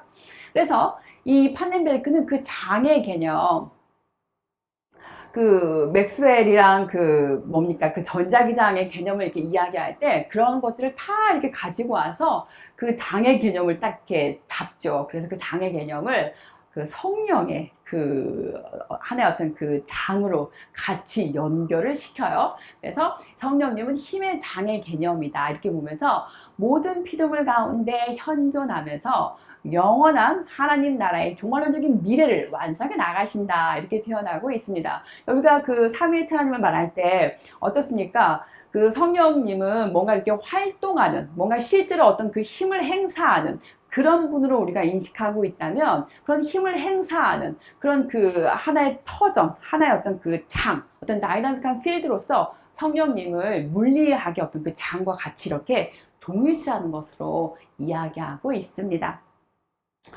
자, 힘의 장으로서의 성령인데요. 성령은 종말론적인 하나님 나라를 완성시켜 나가는 역동적인 마당으로서 하나의 힘의 장이다 이렇게 표현하고 있습니다. 이 부분에서 비판을 좀 많이 받죠.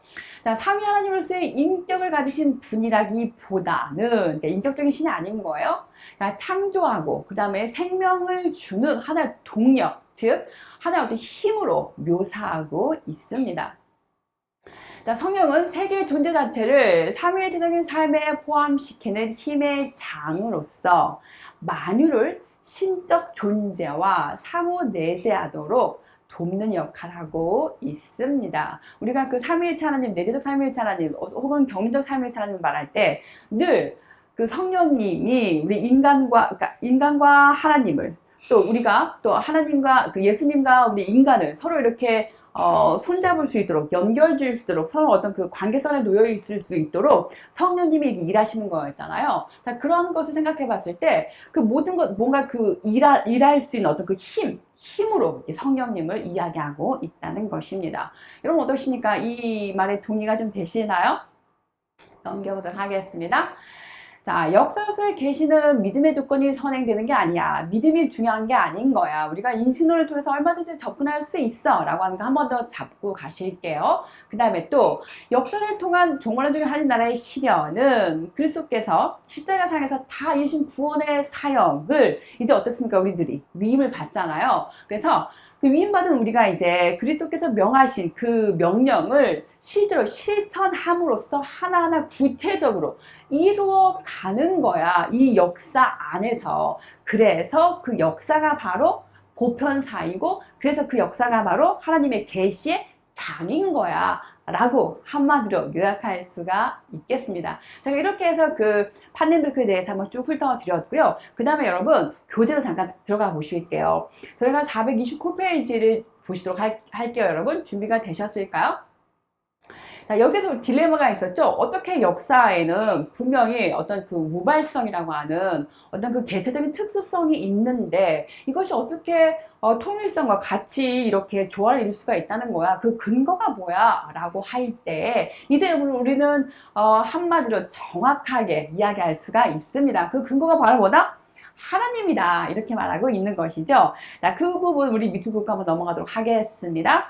자, 두 번째 패러그래프이고요. 내려오도록 할게요. 두 번째 패러그래프 아래에서 7번째 줄입니다.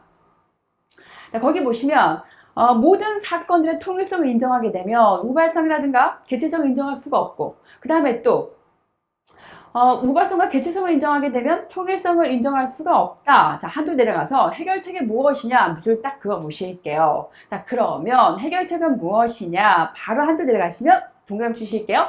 하나님에게 있다. 동그라미. 자, 그의 자유의 초월을 통해서 세계 안에 있는 우발적인 것의 근원이신 하나님은 역사로서의 어떤 그 우발적인 것의 통일성을 근거시킨다. 이렇게 표현하고 있습니다. 여기서 중요한 게 뭐냐면 역사에서 일어나는 어떤 우발적인 것, 개체적인 것, 이것은 바로 무엇이다? 하나님의 자유다. 하나님의 자유를 표현하고 있어요. 하나님의 어떤 그 자유로운 어떤 활동으로서 우발성이 드러나는 거다. 이렇게 표현하고 있습니다. 자, 그래서 그 우발성도 하나님의 어떤 그 자유에 근거 짓고 있는 것이고 또 하나님의 그 통일성, 통일성도 역시 하나님의 그 활동에 근거 짓고 있는 것이죠. 그렇다면 하나님을 공통 분모로 해서 우발적인 것과 통일성이 어떻게 되는 거죠? 같이 엮일 수가 있는 거죠. 이렇게 해서 역사의 우발성, 개체성, 통일성의 같이 조화를 이룰 수가 있다라고 하는 것. 자, 그리고 이것은 또 다름 아닌 그 통일성은 무엇으로 갈 수가 있냐면 아래에서 세 번째 줄 올라가 보실게요, 여러분. 굉장히 중요한 포인트죠. 바로 신실하심이에요. 동그라미 치실게요. 신실하심. 하나님의 신실하심이라고 하는 이것이 또한 어떻게 되는 거죠? 자연과학의 하나의 토대가, 학문의 토대가 될 수가 있는 것이죠. 자, 이렇게 해서 여러분, 우발성과 통일성을 어떻게 묶일 수 있으며 통일성은 다름 아닌 무엇을 말할 수 있느냐, 신실하심으로 말할 수 있다까지 이야기를 해봤습니다. 저희 여기까지 하고요. 잠깐 쉬었다가 2부에 가서 또 찾아뵙도록 하겠습니다. 잠시 후에 뵙도록 할게요.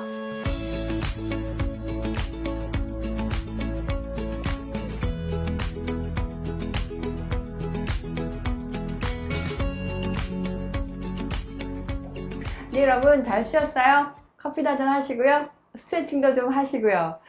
다시 새 힘을 얻어서 또 2부 달려가 보도록 하겠습니다. 우리가 1부에서 상당히 논쟁이 될 만한 내용들을 지금 많이 다뤘거든요. 후반부에 가면 이제 그 판넨베르크 신학에 대한 평가가 나오는데 거기 보면 조목조목 또 이렇게 비판을 하고 있어요. 사실 그 부분이 정말 중요해서 여러분과 함께 꼭 읽고 싶은데 네, 아무튼 출첵을 먼저 좀 하도록 하겠습니다.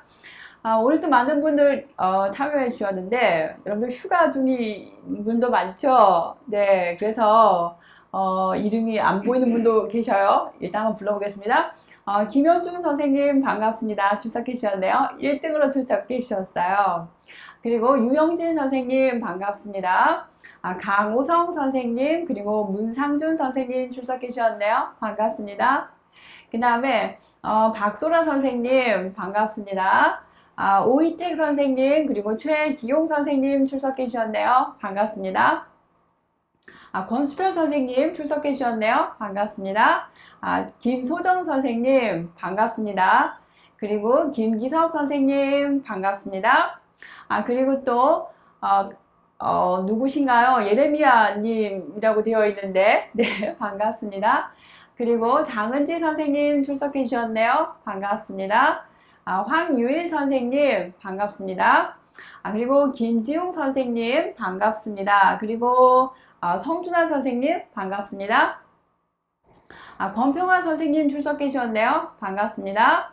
그리고 이종필 선생님 반갑습니다. 이동강 선생님 출석해 주셨네요. 반갑습니다. 그리고 이시은 선생님 오랜만에 시간이 되어서 듣게 되었어요. 와, 정말 반가운데요. 네, 너무너무 보고 싶은 이름이었습니다. 잘 지내시죠? 그 다음에 장승훈 선생님 반갑습니다. 유정훈 선생님 출석해 주셨네요. 반갑습니다. 그 다음 권재범 선생님 반갑습니다. 또 이용화 선생님 출석해 주셨네요. 반갑습니다. 그리고 박만영 선생님 네 환영합니다. 어서오세요. 반갑습니다. 그리고 김효진 선생님 반갑습니다. 네, 이렇게 해서 제가 출석을 다 불러봐 드렸고요. 제가 오늘 또 계속 고민하면서 이 시간을 맞았는데, 사실 틸리를 지나서, 또 판넨베르크 너무너무 중요하잖아요. 우리 세븐케 플러스의 그 판넨베르크 조직신학 3권까지 다 나와 있고, 그래서 우리가 21세기에서 20세기 신학자 중에 판넨베르크를 꼭 다루고 싶은 제 마음이 있었거든요. 그러다 보니까 이거를 그냥 PPT만 하고 넘어갈 것이냐 아니면 이 다시 텍스트를 조금 더 이렇게 좀 섬세하게 좀 볼 것이냐 계속 갈등하면서 제가 이 자리에 섰어요. 마음 같아서는 휘리릭 몰트먼으로 빨리 넘어가서 또 그 희망의 신학도 다룰 게 정말 많거든요. 이 희망의 신학을 해야 될 것이냐 계속 고민 중에 있는데 결심했습니다. 바쁘지만 그래도 판넨베르크 조금만 세세하게 좀 풀리는 걸로 하도록 할게요, 여러분. 자, 준비되셨을까요? 자, 책 들어가도록 할게요, 여러분. 어디를 가시냐면 430페이지에서 우리가 신실하심에 관한 이야기로 끝을 맺었었는데, 자, 그러면 430페이지에서 아래에서 두 번째 줄 밑줄 한번 그어보실게요. 자, 이 신실하심이 결국은 무엇이냐면 이 하나님의 동일하시다라고 하는 이야기죠. 이 동일하시기 때문에 현재 것과 과거의 것이 어떻더라? 연속성을 갖는다. 그렇게 연결하시면 되겠고요. 자, 그 다음에 또, 이 성서에서 그 신실하심을 어떻게 표현하고 있는지 설명하고 있어요. 여기도 밑줄 그어 주시고요. 자, 새로운 것의 이 생성에 있어 과거의 것을 고수하는 것. 자, 이것을 하나님의 신실하심이다라고 말하고 있습니다. 이 하나님의 신실하심이 성서에서 역사적 사건들의 연속성을 근거시킨다. 자, 중요한 키워드 무엇입니까? 하나님의 신실하심. 신실하심이라고 하는 것은 어떤 계속해서 어떤 사건들이 생성되고 있지만, 그러나 과거의 것을 계속해서 어떻게 하는 것? 고수하시는 것. 이것을 하나님의 신실하심이라고 말하고 있었습니다. 자, 그 다음에 또 6번에 보시면, 자, 역사의 모든 사건들이 하나님에 의해서 결정되는 하나님의 행동이라면 세계 사는 곳 하나님의 역사를 의미하게 된다. 그래서 그 보편사 개념을 다시 한번 이야기하는 것이죠. 자, 하나님의 행동에 의해서 모든 것들, 역사의 모든 것들이 결정되는 거다. 자, 이렇게 말하고 있었고요. 자, 그 다음에 쭉 내려가셔서 두 번째 패러그래프 첫 번째 줄이에요. 세속의 역사가 하나님의 구원사라면, 거기 중요합니다, 여러분. 구원의 사건들과 세속 일반 사건들이 그럼 따로따로 뗄 수가 없는 거죠. 같이 이렇게 묶여야 되겠죠. 자, 모든 역사적 과정들은 그 환경 속에서 서로 어떻게 된다? 연관된다. 이렇게 말할 수 있고요. 자, 그 다음에 또 구원의 사건들도 세속의 일반 사건들처럼 어떻다 이제? 역사적 사건들로 생각될 수가 있다. 이렇게 논리정연하게 설명이 가능한 것이죠. 자, 그 다음에 또 세 번째 패러그래프인데요.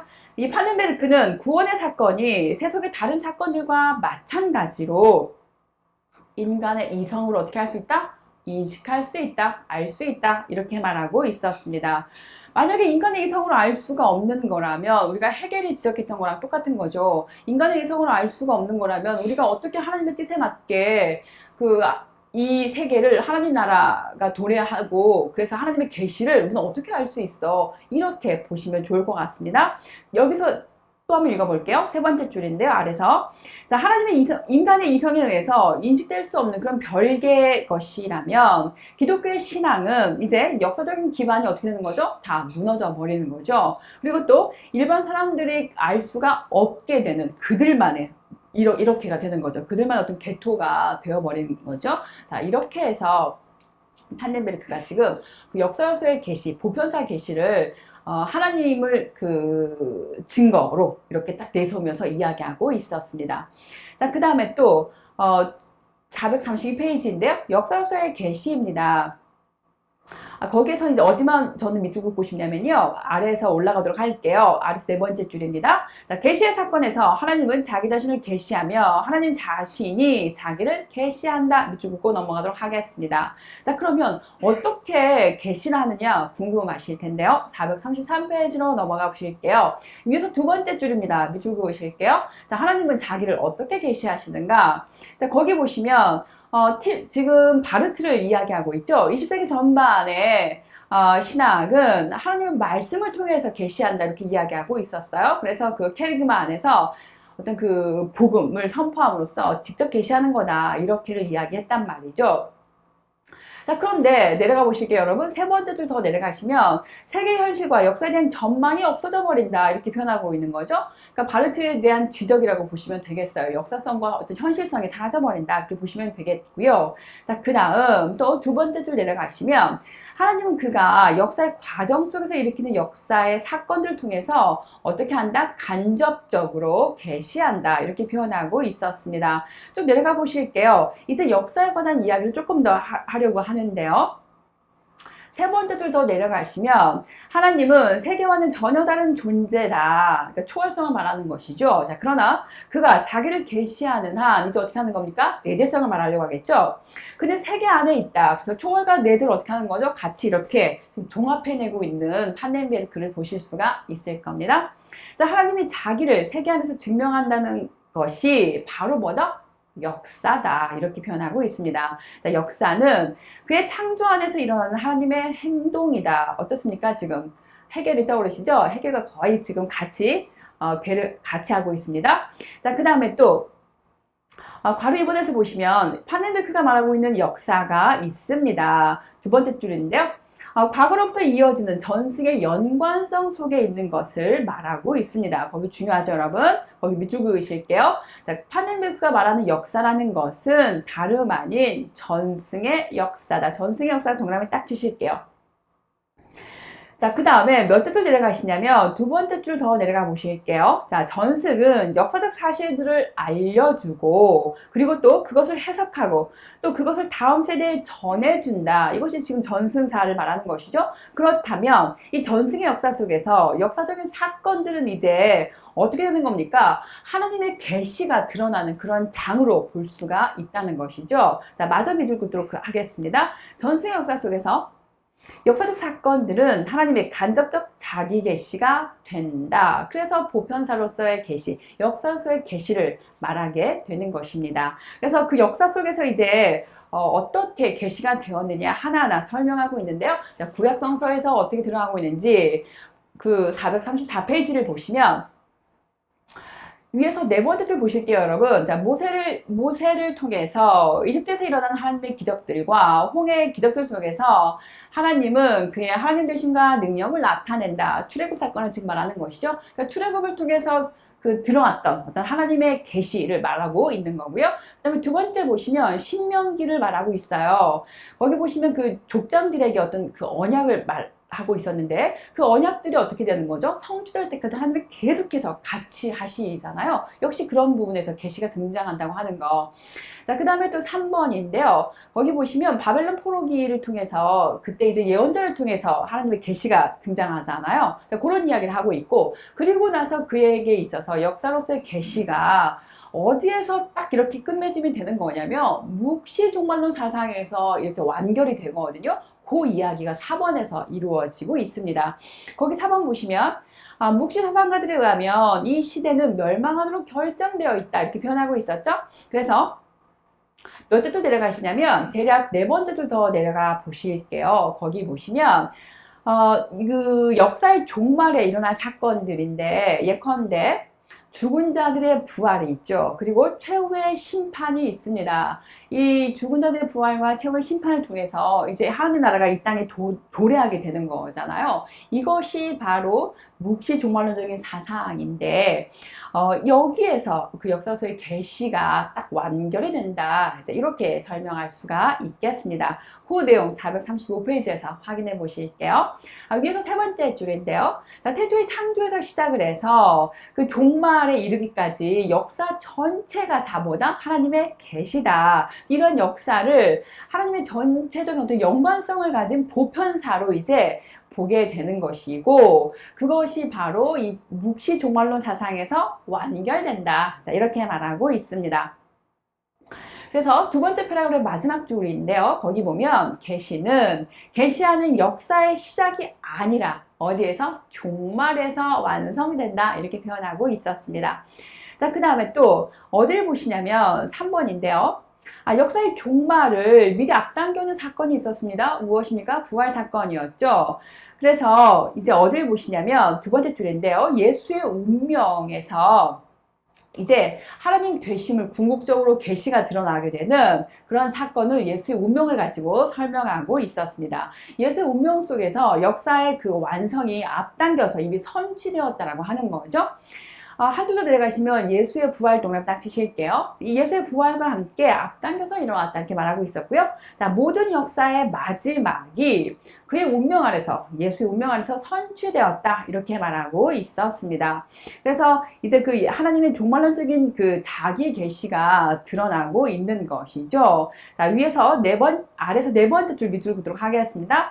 역사는 예수 그리스도 안에서 나타난 종말과의 관계 속에서만 계시가 이루어진다 이렇게 말하고 있습니다. 그러니까 계시, 종말론적인 계시를 말할 때 그 계시는 항상 누가 필요한 거죠? 무엇을 디딤돌 삼아야 되는 거냐면 바로 예수 그리스도 부활 사건을 통한 예수 그리스도 거기가 아르키메데스 점이 되는 거예요. 되셨죠, 여러분? 자, 그 다음에 넘기도록 하겠습니다. 자, 뚝뚝 넘어가도록 할게요. 436페이지에서요. 저는 어디에 밑줄 그었냐면 아래에서 7번째 줄에 밑줄을 좀 그었어요. 여러분, 우리가 언제 또 이렇게 판넨베르크에 대해서 그 역사로서의 계시, 보편사 신학에 대해서 우리가 언제 또 이렇게 세세하게 해볼 수가 있겠어요. 오늘 이 시간에 정말 귀하게 쓰였으면 좋겠고, 이 시간을 통해서 판넨베르크가 말하는 역사로서의 계시가 무엇인지, 또 그가 말한 그 어떤 자연과학과의 어떤 그 대화를 통한, 혹은 그 당시 시대적인 상황에서 그것을 극복하고 어떤 개토화된 기독교를 극복하기 위해서 그가 제시한 이런 역사로서의 계시 개념, 또 그가 말한 장애 개념이 그럼에도 불구하고 어떠한 그 문제점이 있었는지 좀 하나하나 좀 세밀하게 살펴보는 귀한 시간이 되었으면 정말 좋겠습니다. 거기 보실게요. 판넨베르크가 가면 그리스도의 부활의 선주적인 성격은 두 가지 문제를 해결한다고 보고 있습니다. 자, 첫 번째가 뭐냐면 단 한 번 일어난 그 부활의 역사적인 그 사건이 어떻게 역사 전체에 대해서 절대적인 성격을 가질 수 있느냐. 자, 그 다음에 여기에 대한 그 답은 뭐라고 말할 수 있냐면 그리스도의 역사적인 사건 속에서 이제 역사의 종말이 미리 일어난 거다. 그렇기 때문에 어떤 전체적인 그런 성격, 어떤 그 궁극적인 성격을 가질 수가 있다. 자, 이렇게 답을 말하고 있었습니다. 그 다음에 두 번째인데요. 하나의 역사적인 사건이 어떻게 다른 역사적인 사건들에 의해서 추월될 수 없는 절대적인 사건이 될 수 있느냐, 이렇게 묻는다면 그리스도의 역사적인 사건이 역사의 종말을 미리 이렇게 앞당겨 온 것이기 때문에 그래서 절대적인 사건이다. 어떠한 사건도 그것을 추월할 수가 없다. 이렇게 말하고 있었습니다. 그래서 한마디로 말하면 하나님의 궁극적 계시의 사건이야. 이렇게 말하고 있었습니다. 자, 그 다음에 다섯 번째 보시면 역사 전체가 하나님 자신의 자기 계시에 라면 이제 세계 모든 종교들 안에도 하나님의 자기 계시가 있으며 종교의 역사는 곧 뭐다? 계시의 역사다. 이렇게 말할 수가 있겠습니다. 자, 그러면 쭉 좀 내려가 보실게요, 여러분. 어디까지 가시냐면요. 우리가 그 보네퍼라든가 바르트의 경우를 보면 종교에 대해서 비판적인 시각을 가졌었잖아요. 그러나 판넨베르크는 다릅니다. 이 종교 또한 하나님의 그 계시의 장으로 말하고 있는 것이죠. 자, 거기를 좀 읽어볼게요, 여러분. 두 번째 파라그래프였고요. 아래서 다섯 번째 올라가시면 종교의 역사는 인간 현존의 구조 속에 전제되어 있는 신적 비밀의 나타남의 역사다. 즉 종교의 역사는 결국은 계시의 역사다. 이렇게 보고 있는 거예요. 그러니까 종교가 어떠한 종교든 기독교를 불문하고 모든 종교들이 하나하나 다 중요한 어떤 계시의 장으로서 가치를 갖고 있는 것입니다. 자, 그 다음에 또 넘어가 보도록 하겠습니다. 저는 여기가 매우 중요해서 별을 막 띄워놨어요. 여기를 다 이렇게 읽지는 못하겠고요. 핵심 키워드만 밑줄을 그어보자면 세 번째 패러그래프에서 세 번째 줄인데요. 모든 것을 결정하는 현실, 하나님에 대한 이해로서 지금 하나님을 어떻게 보고 있느냐. 모든 것을 결정하는 현실이다. 이렇게 표현하고 있었고요. 그 다음에 모든 대상들 안에서 간접적으로 함께 주어져 있다. 이렇게 표현하고 있었습니다. 자, 그렇기 때문에 모든 현실적인 것은 이제 신적 현실의 뭐다? 흔적이다. 이렇게 표현하고 있는 것이죠. 자, 여러분 여기서 어떻습니까? 동의가 되십니까? 저는 이 문장을 읽으면서 좀 굉장히 불안한 생각이 들었어요. 그러니까 모든 것을 결정하는 현실, 어떤 힘으로서의 하나님이다라고 한다면 우리가 그 낙관적인 관점만 가질 수는 없을 거예요. 왜냐하면 우리는 이미 세계 1, 2차 대전이라고 하는 어마어마한 그런 그 아픔을 겪었잖아요. 인간이 인간을 이렇게 죽음으로 내몰고 인간이 목적이 아니라 수단, 도구로 되어버리고 자연과학이 일궈놓은 어떤 그 문명의 이기, 그것이 인간을 또 죽음으로 내몰고 가는 약이면서 독이 되기도 하는 그런 것들 우리는 목격했단 말이죠. 자, 그런 과정에서 하나님께서 모든 것을 결정하는 힘이다 라고 해버리면 이제 그 신정론에 대해서 뒤에 이제 몰트만의 신학은 결국은 신정론에 대한 어떤 그 물음인 거고 그것에 대한 어떤 그 하나의 어떤 그 뭐라고 할까 답을 찾아가는 그런 것이라고 할까요? 그 몰트만의 신학은 그런 거라면 이제 판넨베르크도 그 부분에 대해서 뭔가 좀 비판을 받을 거예요. 그렇죠? 모든 현실을 결정하는 그 힘이야. 라고 해버리면 어떤 악의 문제조차도 하나님이 결정하는 거라고, 하나님이 힘인 거라고, 그래서 그 악의 문제에 대해서 하나님의 어떤 그 개입을 간과할 수가 없게 되는 거죠. 그렇죠, 여러분? 그래서 이 부분은 상당히 비판을 많이 받게 될 것입니다. 자, 넘겨보도록 할게요. 저는 439페이지로 갈게요, 여러분. 거기 보시면 종교에 대해서 또 한 번 강조하고 있는 내용이 나오는데요. 439페이지에서 이 부분 중요하니까 한 번 더 밑줄긋도록 하겠습니다. 위에서 내려오도록 할게요. 위에서 몇째 줄 내려오시냐면 대략 8번째 줄 될 거예요. 자, 종교들과 그 역사는 인간의 경험에 대한 신적 현실의 자기 알림을 명시적으로 인지하는 장소다. 이렇게 표현하고 있었습니다. 자, 그 다음에 또 6번으로 내려갈게요. 두 번째 패러그래프고요. 첫 번째 줄입니다. 거기 보시면 하나님의 간접적 자기 계시로서의 보편사에 대한 판넨베르크의 생각은 이제 역사 전체를 하나님의 자기 계시로 파악했던 어떤 해결의 역사 철학과 아주 유사하다 혹은 마치 반복하는 것 같은 느낌이 들죠. 자, 이렇게 말할 수가 있겠는데요. 자, 그러나 차이점이 있다고 말하고 있습니다. 맨 아래 문장이죠. 자, 두 가지 점에서 해결과 다른 점이 있는데, 자, 넘겨보실게요. 440페이지입니다.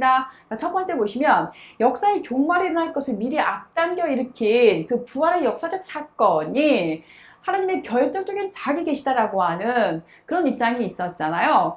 자, 이것이 바로 해결과 그 구별되는 것이죠. 마저 좀 읽도록 할게요. 그리스도의 부활은 역사의 종말과 완성의 선취고 역사로서의 계시에 있어서 구심점을 형성하고 있다. 이렇게 표현하고 있습니다. 그래서 역사적인 그 부활의 어떤 역사적인 사건은 선취적인 성격을 가지면서 동시에 궁극성을 갖는 거죠. 자, 그런데 여기서 문제가 있는 거예요. 예수 그리스도의 부활이 어떤 그 종말에 하나님 나라가 선취되는 것을 말하는 거라면, 그리고 아직 오지 않은 거라면, 그러면 그 부활이 과연 꼭 필요한 것일까? 이런 식의 질문도 우리가 던질 수가 있겠죠. 뒤에 가서 이 판넨베르크 신학을 비판할 때, 평가할 때 조금 더 생각해 보도록 하겠습니다. 자, 그 다음 두 번째인데요. 예수의 부활의 역사적 사건이 선취성과 궁극성을 갖고 있음에도 불구하고 역사는 개방성을 가지고 있다고 판넨베르크는 말하고 있습니다. 우리가 판넨베르크와 해겔을 제가 아까 말씀드렸지만 판넨베르크는 뭔가 끝이 결말이 종말에 가서야 알 수 있어 라고 뭔가 이렇게 개방성을 말하고 있잖아요. 열려 있단 말이죠. 그러나 해겔은 어떻습니까? 이미 다 그 하나님 안에 다 결정되어 있고 그것이 이렇게 펼쳐졌다가 다시 돌아오는 그런 내용이었단 말이죠. 그러다 해겔은 또 거기에 대해서 그 해겔이 한 말에 대해서 우리가 지난 시간에 역사책에서 공부했지만 그 안에도 분명히 새로움은 있었어 이렇게 말하고 있었잖아요. 여기서 지금 해겔과 판넨베르크의 그 차이점을 말하고 있어요. 판넨베르크 말이지 그 종말에 대해서 개방성을 두고 있어. 그런데 해겔은 이미 결정된 걸 말하고 있었잖아. 그게 차이점이야. 이렇게 말하고 있는 것입니다. 자, 그 다음에 또 내려가 보도록 할게요. 7번인데요. 판넨베르크 역사신학적 구상은 구원사 신학을 같이 이렇게 갖고 와서 말하고 있다는 것이죠. 자, 그 다음 그럼에도 불구하고 쿨만과 또 그 판넨베르크의 차이점이 있다고 또 친절하게 이 책의 저자는 비교해주고 있습니다. 어디 보시냐면요. 세 번째 패러그래프이고요. 첫 번째 줄입니다. 거기 보시면 첫째, 신학적 패러다임에 있어서 말씀에서 역사로의 대전환이 일어났다. 자, 그 부분 같이 볼 수가 있는 것이죠. 자, 그 다음에 441페이지 가시면 두 번째인데요. 하나님의 구원의 역사 내지는 보편적 역사에 대해서 전혀 관심을 갖지 않고 개인의 역사적인 관심을 가진 그 불투만과 그 실존 철학이 있잖아요, 여러분. 그 실존 신학. 그런 그 실존 신학의 어떤 한계를 극복했다고 하는 거. 그러면서 자, 역사라고 하는 그 새로운 신학적 지평이 전면에 등장했다. 자, 이 부분은 같이 볼 수가 있는 것이죠. 그럼에도 불구하고 그 차이점은 거기 나옵니다. 1번.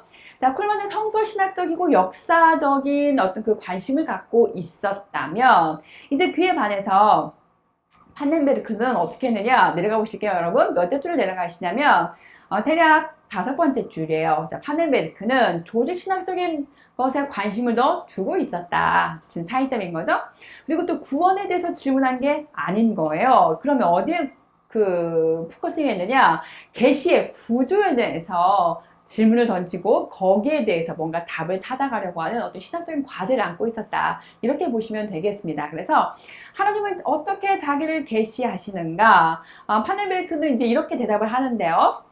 역시 전승사적인 어떤 그 연관 속에서 역사의 사건들을 통해서 간접적으로 계시했다 이렇게 표현하고 있었습니다. 중요한 키워드가 무엇인 거죠?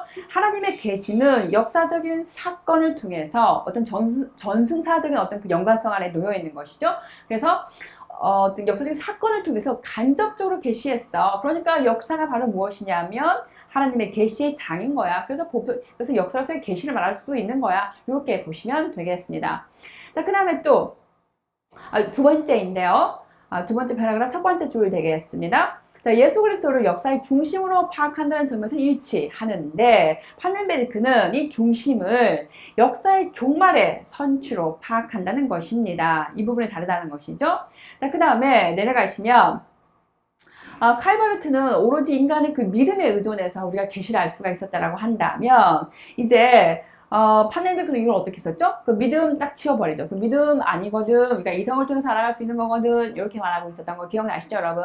자, 442페이지 확인하도록 할게요. 위에서 세 번째 줄입니다. 믿음에 의존하게 되면 인간의 주관성에 빠지게 된다는 것이죠. 그리고 각자의 믿음이 다 다르고 도대체 그 믿음이라고 하는 그 보편적인 믿음이 무엇인지 우리 말할 수가 없다는 것이죠. 자, 그런 맥락에서 세 번째 줄입니다. 파넨베르크는 계시의 사건은 인간의 이성에 의해서 인식될 수 있는 거다 이렇게 표현하고 있었습니다. 자, 그 다음에 또 내려가 보도록 할게요. 어디를 가시냐면 아래에서 첫 번째 패러그래프에서 아래서 세 번째 줄이에요. 자, 계시는 인간의 양심의 판단에 의해서 인식될 수 있으며 초자연적인 판단을 필요로 하지 않는다. 그래서 계시의 인식은 초자연적이지 않아. 초자연적인 거 다시 보면 뭐죠? 일단 믿음에 근거하는 거 이거 아니라는 거죠. 철저히 이성에 근거한다 그런 이야기였고요. 자, 그 다음에 그러면 이성에 의해서 인식이 가능하다라고 하는 그 근거가 뭐냐 물을 수 있겠죠, 여러분? 자, 그러면 두 번째 패러그래프인데요. 두 번째 줄에서 사실들의 언어와 이 언어를 통한 설득하는 힘에 있다 이렇게 표현하고 있었습니다. 그러니까 그 이성에 근거시킨 이유가 뭐냐 바로 언어를 가지고 말하고 있었고 그 언어를 가지고 뭔가를 설득하는 힘을 가지고 이성을 통해서 얼마든지 우리는 계시를 알 수 있어 이렇게 설명하는 것입니다. 쭉 좀 내려가 볼게요.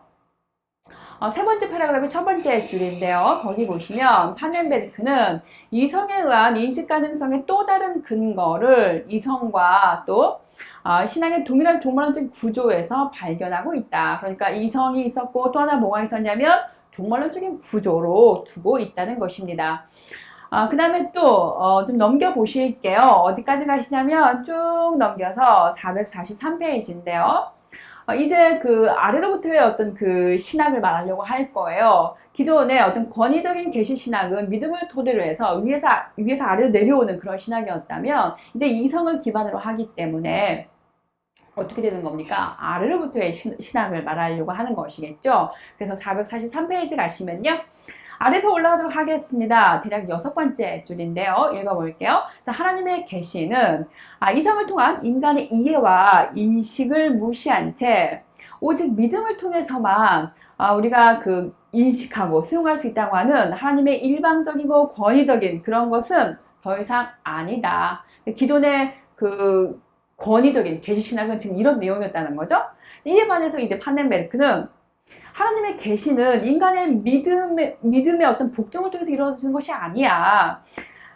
그럼 무엇이냐? 바로 하나님의 권위적 말씀 그것이 아니라 모든 사람이 볼 수 있는 계시의 역사야. 이렇게 표현하고 있었어요. 넘겨보실게요, 여러분.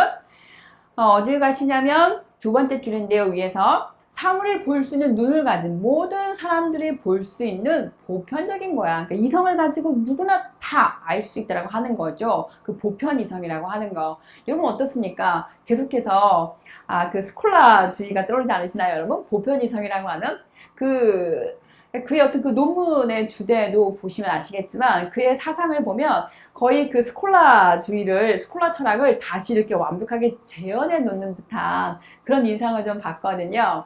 자, 스콜라 철학을 하나 이렇게 메모해 놓으시고 나중에 그쪽만 한번 이렇게 그 훑어보시면 파넨베르크의 그 신학 체계가 어떤지 같이 비교해 볼 수가 있을 것 같아요. 자, 이제 3번으로 넘어가도록 하겠습니다. 세계 개방성 속에서 하나님을 찾는 인간. 여러분, 그 파넨베르크에게 있어서 굉장히 중요한 세계 개방성, 아주 중요한 개념이거든요. 좀 내려가 볼게요, 여러분. 어디를 가시냐면 1번에서 이 파넨베르크는 그의 보편사적인 구상을 이제 인간학적으로 확대를 합니다. 그래서 인간의 특성을 이제 어떤 그 세계를 향해서 개방적인 인간으로 이해를 하고 있어요. 세계 개방성이라고 하는. 그럼 그 세계 개방성이라고 하는 그 근거는 어디서 찾느냐? 바로 하나님에게서 찾고 있습니다. 한번 찾아보도록 할게요, 여러분. 자, 어디를 가시냐면요, 저는 위에서 이렇게 내려와 볼게요. 몇 째 줄을 내려오시냐면, 대략 8번째 줄 될 겁니다. 읽어보도록 할게요. 자, 세계가 역사인 것처럼 인간도 하나의 역사다. 이렇게 말하고 있죠? 그는 또 자연과는 달리 역사적인 존재다. 인간은 역사적인 존재라는 거예요. 자, 또 주어진 대로 존재하는 자 혹은 주어져 있는 것 그리고 계산되고 확정될 수 있는 존재가 아니라는 거예요. 누가? 인간이. 그럼 그 인간은 어떤 인간이냐면 자, 읽어보도록 할게요, 여러분. 미래를 향해서 확장되어 있고 개방되어 있는 그런 자유로운 인격이다 이렇게 표현하고 있습니다. 그래서 이 자유를 통해서 자신을 실현하는 주체성이다 이렇게 표현하고 있습니다.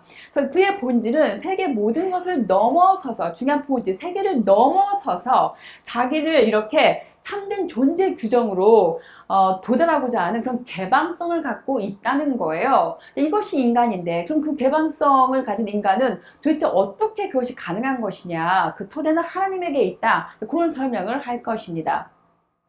자, 그 아래에 있는데요. 두 번째 줄이에요. 맨 아래에서.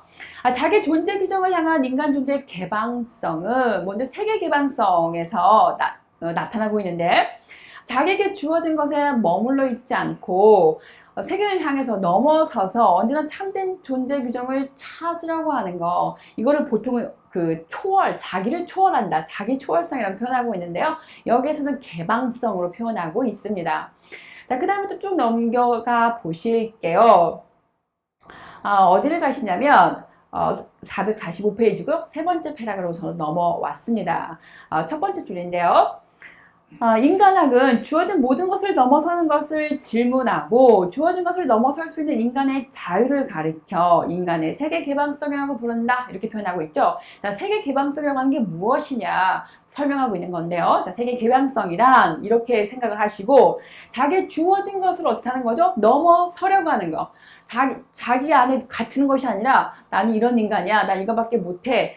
우리 인간의 한계는 여기까지야 라고 할 때 그런 것들을 넘어서는 거 그래서 세계를 향해서 이렇게 뻗어나가는 마치 그 누굽니까 후설의 지향성과도 같은 그런 개념인 거죠. 늘 어딘가를 향해 뻗어나가는 거죠. 자기 안에 갇혀 있는 것이 아니라 자기 의식에서 이렇게 자기 안에서 이렇게 밖으로 나가는 거죠. 이런 개방성. 그래서 자기를 넘어서려고 하는 것. 자, 그렇게 이해하시면 좋을 것 같고요. 그래서 이제 인간을 인간으로 만들고 또 그를 동물로부터 구별하고 인간의 바깥에 있는 자연보다 더 높은 존재를 이렇게 고양시키는 그런 기본적인 특징이 바로 어디에 있다? 세계 개방성에 있다 이렇게 표현하고 있었습니다. 자, 여기 보시면 이제 동물을, 인간과 동물의 큰 차이가 사유함이 있다는 거, 그리고 자기 존재를 들여다볼 수 있다고 하는 거, 자기 존재에 대한 인식, 그리고 자기를 초월하려고 하는 그런 의지가 있다고 하는 거, 이런 걸 이야기하면서 동물과 차별화를 두고 있었거든요. 이런 부분 어떠십니까? 뭔가 좀 비판점이 또 대두가 될 것 같죠, 여러분? 자, 넘기실게요. 자, 그 다음에 446페이지입니다. 어디를 보시냐면, 두 번째 패러그래프에서 아래 두 번째 줄 보실게요. 거기 보면 자, 인간의 세계 개방성은 인간이 그의 존재 자체에 있어서 모든 것을 넘어서 개방되어 있는 존재임을 말하고 있습니다. 그러니까 우리 인간은 무한하게 세계를 향해서 끝없이 뻗어나가는 존재인 거잖아요. 우리가 뭡니까? 우주먼지라고 말하잖아요. 우주먼지. 우주 먼지에 지나지 않은 이 인간이 이 인간의 두뇌를 가지고 그 정말 광활한 광대한 우주를 생각하고 우주의 종말을 생각하고 그러면서 그 우주의 어떤 그 비밀을 하나하나 이렇게 탐구하면서 파헤쳐가는 그런 인간이란 말이죠. 그러니까 인간은 어떻습니까? 정말 그 무한대로 이 인간의 의식이 이렇게 뻗어나갈 수가 있는 거잖아요. 그래서 유한한 존재임에도 불구하고 인간의 의식은 무한대로 이렇게 뻗어나갈 수 있다고 하는 그런 개방성, 그것은 그 근거가 도대체 무엇이냐 이제 설명하려고 하는 것입니다. 2번인데요. 인간의 세계 개방 속의 원인은 무엇이냐? 앞줄 딱 그어 보실게요. 자, 파넨베르크는 뭐라고 말하느냐? 첫 번째, 하나님에게 맡겨져 있는 인간 존재에 하나님의 관계성, 하나님과의 관계성으로 보고 있는 거죠. 자, 그 다음에 또 이에 근거는 하나님의 개방성. 그리고 또 자신의 존재 규정에 대한 물음. 자, 여기가 바로 세계 개방성의 원인이다. 이렇게 말하고 있었습니다. 자, 그 다음에 또 아래서 두 번째 줄인데요. 인간은 하나님의 개방성과 세계 개방성을 그의 존재적 기본 성향으로 갖는다. 이렇게 표현하고 있어요. 마치 우리 안에 DNA가 이미 그 본유관념처럼 딱 세팅되어 있다는 거죠. 우리는 이미 이 뼛속까지 하나님의 개방성과 세계의 개방성을 이미 우리 뼛속까지 다 갖고 있다라고 하는 거예요. 이미 우리 인간 안에 다 들어있다는 거죠. 그래서 끊임없이 자기를 열어서, 자기를 초월해서, 자기를 넘어서서 그 계속해서 이렇게 세계로 무한으로 뻗어 나가려고 하는, 세계를 향해서 나를 열어 제끼는 그런 성향이 본질적으로, 존재론적으로 내재되어 있다는 것입니다. 여러분, 이 말 어떻습니까? 굉장히 멋지지 않아요? 우리가 한낱 정말 우주먼지에 불과하지만 우리가 어떤 그 사멸적인 사멸성을 안고 있는 그런 존재이지만 그럼에도 불구하고 이런 인간이 계속해서 자기를 초월해서 이 세계를 넘어서서 그 세계 너머를 사유할 수 있다라고 하는 거 정말 멋지죠, 여러분? 자, 그 다음에 또 넘어가도록 하겠습니다. 447페이지인데요. 위에서 내려오도록 할게요, 여러분. 위에서 몇째 줄을 보시냐면 5번째 줄 보시죠. 거기 보면 하나님의 피조물이고 하나님의 형상이다. 누가? 인간이. 그래서 하나님에게 맡겨져 있음은 인간이 어느 시점에 도달할 수 있는 것이 아니라 끝이 없는 거다. 하나님은 정말 무한자이시잖아요. 그 무한자이신 하나님의 그런 계속해서 어떤 무엇이라고 할까요? 우리 이런 거 있잖아요, 여러분. 혹시 프랙탈 구조 아시나요? 프랙탈? 우리 프랙탈 구조를 보면 그 브로콜리를 많이 이야기하죠. 브로콜리를 생각해 보시면 그 브로콜리가 이렇게 한 덩어리가 있어요. 얘를 또 확대 보면 또 조그만한 그 브로콜리 군집이 있죠. 또 얘를 확대 보면 또 브로콜리 군집이 있고 또 있고 또 있고 끊임없이 어떤 반복적인 구조를 계속 이렇게 보여주고 있는 거를 프랙탈 구조라고 하지 않아요? 마치 그런 거예요. 하나님의 무한성. 그것이 우리 인간에게도 어떻게 되는 거죠? 그대로 이렇게 이 DNA에 그대로 들어있다는 거죠. 그래서 우리 인간은 기본적으로 계속해서 뭔가를 마치 거울의 방처럼 하나의 거울의 문을 딱 열고 들어가면 또 다른 문이 열려. 길을 또 열고 나가면 또 다른 문이 또 있어. 그걸 또 열고 또 나가고 이런 식으로 끊임없이 무한대를 향해서 끊임없이 세계를 넘어가려고 하는 그런 욕망이 우리 안에 들어있다고 하는 거. 하나님이 이미 그렇기 때문에 우리는 그로 인해서 우리 또한 어떤 자기 개방성과 세계 개방성을 우리 존재론적인 어떤 양태로 갖고 있다. 이렇게 볼 수가 있겠습니다. 너무 멋진 말이었어요, 여러분. 자, 그렇다면 이제 어디를 갈까요, 여러분?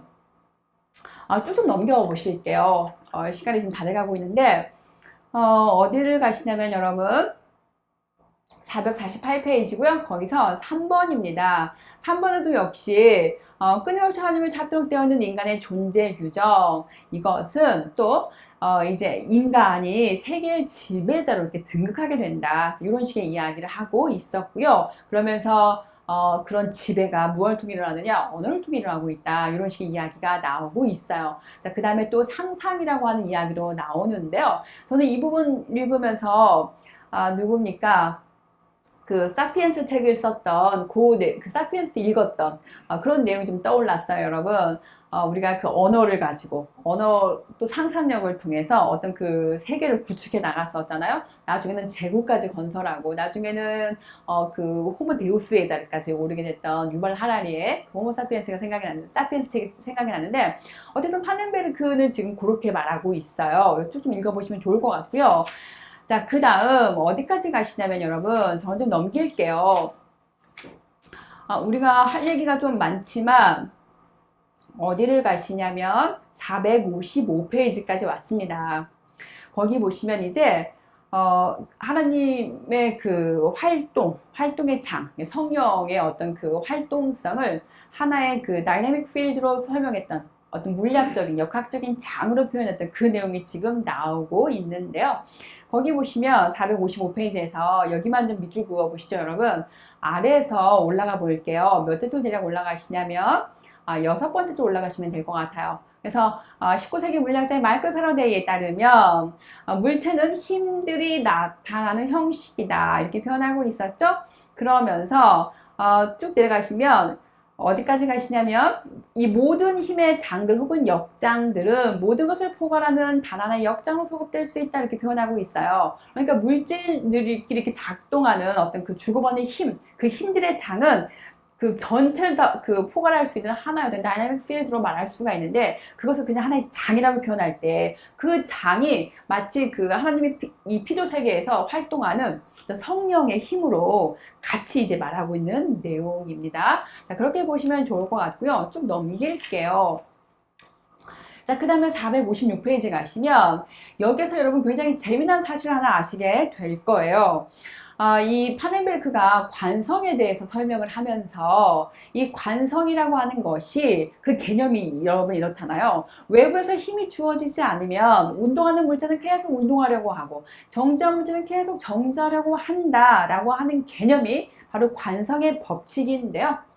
자, 이것은 어떤 이야기가 되는 거냐면 자, 관성을 피조물을 유지하는 하나님의 활동의 길로 파악함으로써 그는 보편화적인 구상을 관찰시킨다 이렇게 표현하고 있단 말이죠. 다시 말하면 관성이라고 하는 것은 그러니까 외부에서 힘이 작용하지 않으면 그 자체적으로 그 뭐라고 말할까요? 이 지금 마우스가 있어요. 그러면 제가 이 마우스를 이렇게 가만히 놨어요. 그럼 얘는 어떻게 하죠? 계속 정지해 있으려고 할 거예요. 얘가 만약에 움직이고 있다고 하면 얘는 계속 움직이려고 할 거예요. 외부에서 힘이 작용하지 않는다면. 자, 그러면 이것은 무슨 말 되는 거냐면 이제 하나님의 어떤 그 힘의 개입 이것과는 별도로 어떤 물질 세계 자체 내에서 이제 그것이 움직이는 어떤 메커니즘을 설명하고 있는 거거든요. 그러다 보니까 이제 하나님의 자리가 어떻게 되는 거죠? 이 세계에서 뚝 떨어져 나가게 되어버리는 거예요. 자, 그래서 파넨베르크는 그 관성을 다시 끌고 와서 그 힘이 바로 성령이야, 성령. 이렇게 말하는 거예요. 물질들 사이에 작용하는 그 힘의 장. 그 힘의 장이 있어야 이 물체들이 뭔가 움직이고 멈추고 할 거 아니야. 그 힘의 장. 그게 바로 성령이야. 그러니까 이제 어떻게 되는 거죠? 과학이 말하는 어떤 그 물리세계와 그 삼위일체 하나님이 즉 성령이 활동하는 그 장이 딱 이렇게 일치가 되어버리게 되는 거죠. 그 폴킹홈 같은 경우는 대단히 우려 섞인 비판을 가합니다. 만약에 그 장의 개념이 다르게 이해가 되면 시대에 따라서 이 과학이라고 하는 게 어떤 그 확고분한 진리가 아니기 때문에 시대에 따라서 이가 변할 수도 있는데 그러면 그때 가서 이 장의 개념이 변하게 되면 그럼 그때 가서 이 성령은 또 어떻게 설명할래? 이런 식으로 또 이야기도 하거든요. 그런 비판들 뒤에 나옵니다. 자, 그런 이야기가 나오고 있고요, 여러분. 456페이지는 과학에 관한 내용이라서 어려우실까봐 제가 이야기를 했고요. 자, 그 다음에 넘겨보시도록 할게요. 어디까지 가시냐면, 저는 이제 여기만 좀 큰 그 줄기만 밑줄 긋고 좀 마무리를 해볼게요, 여러분. 자, 파네베르크 신학에 대한 질문들입니다. 거기 1번 보시면 여러 가지 비판적인 질문들이 대두가 되는데요. 첫 번째, 이 보편화적인 방법에 기초한다고 볼 수가 있죠. 파네베르크 신학은. 자, 그러면 이것이 세 번째 줄입니다. 성서를 통해서도 이것이 뭔가 정당화될 수 있느냐라고 봤을 때 그렇지가 않더라 이렇게 말하는 것입니다.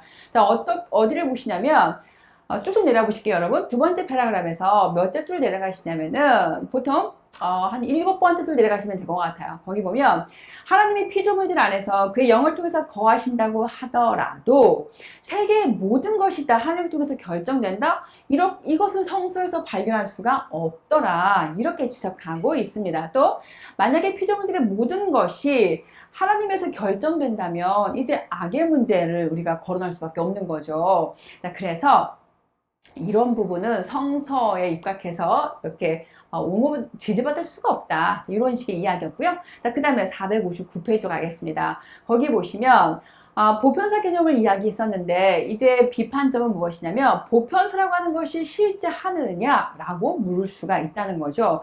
왜냐하면 세계 다양한 민족들이 있고 다양한 국가들이 있고 그 각 나라마다 어떤 그 전쟁사 혹은 어떤 그 사회상이 다 다른데 그것을 하나로 말할 수 있는 하나로 일목요연하게 이렇게 이야기할 수 있는 그 보편사를 어떻게 말할 수 있어? 이것이 비판적으로 보시면 되겠습니다. 그리고 또 보편사를 말하게 되면 나중에 어떤 그 제국주의라든가 어떤 그 전체주의 이런 것들도 뭔가 이렇게 지지받을 수 있는 그런 위험 요소가 등장할 수가 있다는 것이죠. 자, 넘기겠습니다. 자, 그 다음에 어디까지 가시냐면요. 461페이지예요. 거기 3번이 있습니다. 두 번째 패러그래프에서. 성서에서 예수 그리스도 사건은 하나님의 구원사의 새로운 출발이나 시작으로 생각을 합니다. 자, 그러면 이것이 그 하나의 완성된 선취의 역사로 보고 있잖아요. 자, 그런데 그렇지만 그래서 선취가 되었는데 아직 아니야. 그러면 굳이 그 선취된 그 예수의 어떤 그 부활의 어떤 그 사건이 굳이 필요할까? 라는 식의 질문이 돼도 된다는 거죠. 자, 확인만 하고 넘어가도록 하겠습니다. 여러분, 아래서 몇 줄 줄이냐면요. 7번째 줄입니다. 자, 예수 사건이 반드시 있어야만 했을까? 이렇게 묻고 있었고요. 자, 462페이지에서 두 번째 패러그래프 4번입니다. 보편사적 구성에 있어서 역사의 개방성과 새로움이 과연 인정되는지 이거는 의심스럽다는 것이죠. 자, 그 다음 쭉쭉 넘겨보실게요. 마치 예수의 그 부활이 선취된 것이고 종말의 때에 가서 모든 것이 다 일어날 거야 라고 하지만 그럼에도 불구하고 이미 종말의 때 정해진 것이 이 미래를 관통해서 현재로 오는 거 아니야? 이런 식의 말로 볼 수가 있다는 것이죠. 자, 그 다음에 463페이지 5번인데요. 세 번째 패러그래프입니다. 자, 첫 번째 줄 보시면 보편사 개념은 역사의 사건들과 역사 자체에 대한 보편적 인식을 전제로 하고 있습니다. 넘겨보실게요. 자, 그런데 몇 줄을 보시냐면 이것은 우리가 경험을 해봤을 때 그건 맞지 않는 것 같아. 앞부분에 지적했던 내용과 매우 유사합니다. 자, 이것은 그냥 머릿속으로만 이렇게 막 생각을 해봤을 때 마치 머릿속으로 퍼즐을 막 맞추듯이 그런 식으로 마치 생각하는 거 아니야? 언어 안에서 다 이루어지는 거라고? 어떤 상상력을 통해서 다 가능한 거라고? 그거 좀 이상한 것 같아. 이런 식의 비판을 보시면 되겠고요. 자, 그 다음에 464페이지 맨 아래쪽에 6번입니다. 하나님은 세계 많은 대상들 중에 한 대상이 아니라 모든 것을 결정하는 힘으로 세계 모든 현실들 속에 내포되어 있다. 이렇게 표현하고 있는데요. 자, 그렇게 되면 마치 어떻게 되는 거죠? 신학이 모든 학문의 메타 학문이 되는 거야. 그리고 그 아래에 다 귀속되는 거야. 이렇게 말하는 결과가 될 텐데 그럼 과학자들이 혹은 다른 학문들을 하는 사람들이 그걸 과연 받아들일까? 이것이 비판점으로 대두되고 있었고요. 그 다음에 465페이지에서 7번입니다. 자, 토기 판단들에 있어서 인간의 존재 규정이 인간 중심의 자연지배를 통해서 실현될 수 있는 것을 생각을 하고 있었잖아요. 자, 이렇게 되면 어떻게 되는 거죠, 여러분? 오늘날 대두되고 있는 생태계 문제에 지대한 또 어떤 걸림돌이 되겠죠. 인간 중심주의적인 어떤 그런 사유가 오늘날 이 세계를 또 많이 피폐하게 만들었단 말이죠. 그런 지적을 보시면 되겠고요. 자, 그 다음에 467페이지 넘어오도록 하겠습니다. 거기 보시면 8번이 있는데요. 자, 하나님이 역사 사건과 과정을 통해서 자기를 계시한다라고 하는 주장이 있는데, 자, 그럼 말씀은 아무런 무게가 없는 거야? 말씀은 별로 중요하지 않다는 거야? 이런 식의 질문을 또 할 수가 있다는 것이죠. 자, 그래서 이런 질문이 나왔을 때 이제 판덴베르크가 그 말씀의 기능에 대해서 세 가지로 말하고 있습니다. 그래서 쭉 세 가지 말하고 있는데 그런데 결국 그 이야기를 듣다 보면 그 말씀이라고 하는 것도 결국은 그 역사를 뭔가 이렇게 해석하기 위한, 설명하기 위한 하나의 도구로 마치 전락하는 듯한 그런 느낌이다. 이렇게 보시면 되겠습니다. 그래서 맨 아래쪽에 역사를 위해서 봉사하는 위치에 있다. 뭐가? 하나님의 말씀이. 이런 비판을 받고 있습니다. 자, 그 다음에 또 어딜 가시냐면요. 468페이지에서 9번입니다. 네 번째 패러그래프 되겠네요. 첫 번째 줄이에요. 자연과학과 신학의 대화와 통합을 위한 그런 노력은 대단히 훌륭했다. 자, 그러나 469페이지입니다. 어디를 보시냐면, 맨 아래로 갈게요, 여러분. 위에 보면 이제 그 폴킹원의 비판도 있지만, 테드 피터스의 비판을 좀 먼저 보실게요. 자, 성령은 역장이다. 성령과 역장을 동일시하고 있는데, 그러나 과학의 이론은 계속해서 변해갈 텐데, 어떤 그 장의 개념 변하면, 그때 가서 어떻게 할래? 이런 식의 비판을 가하고 있습니다. 자, 이렇게 해서 여러분, 제가 파넨베르크의 역사서의 계시, 보편사 개념 다 훑었고요. 그럴 때 그의 그 신학의 어떤 그 장점도 있었지만 그럼에도 불구하고 비판점을 무려 9가지로 조목조목 따지고 있는 내용까지 살펴봤습니다, 여러분. 자, 이렇게 해서 파넨베르크를 맞춰봤고요. 다음 시간에는 여러분 몰트만의 희망의 신학을 가지고 또 한번 뜨거운 시간 가져보도록 하겠습니다. 그럼 너무너무 수고하셨고요. 다음 주에 찾아뵙도록 하겠습니다. 감사합니다.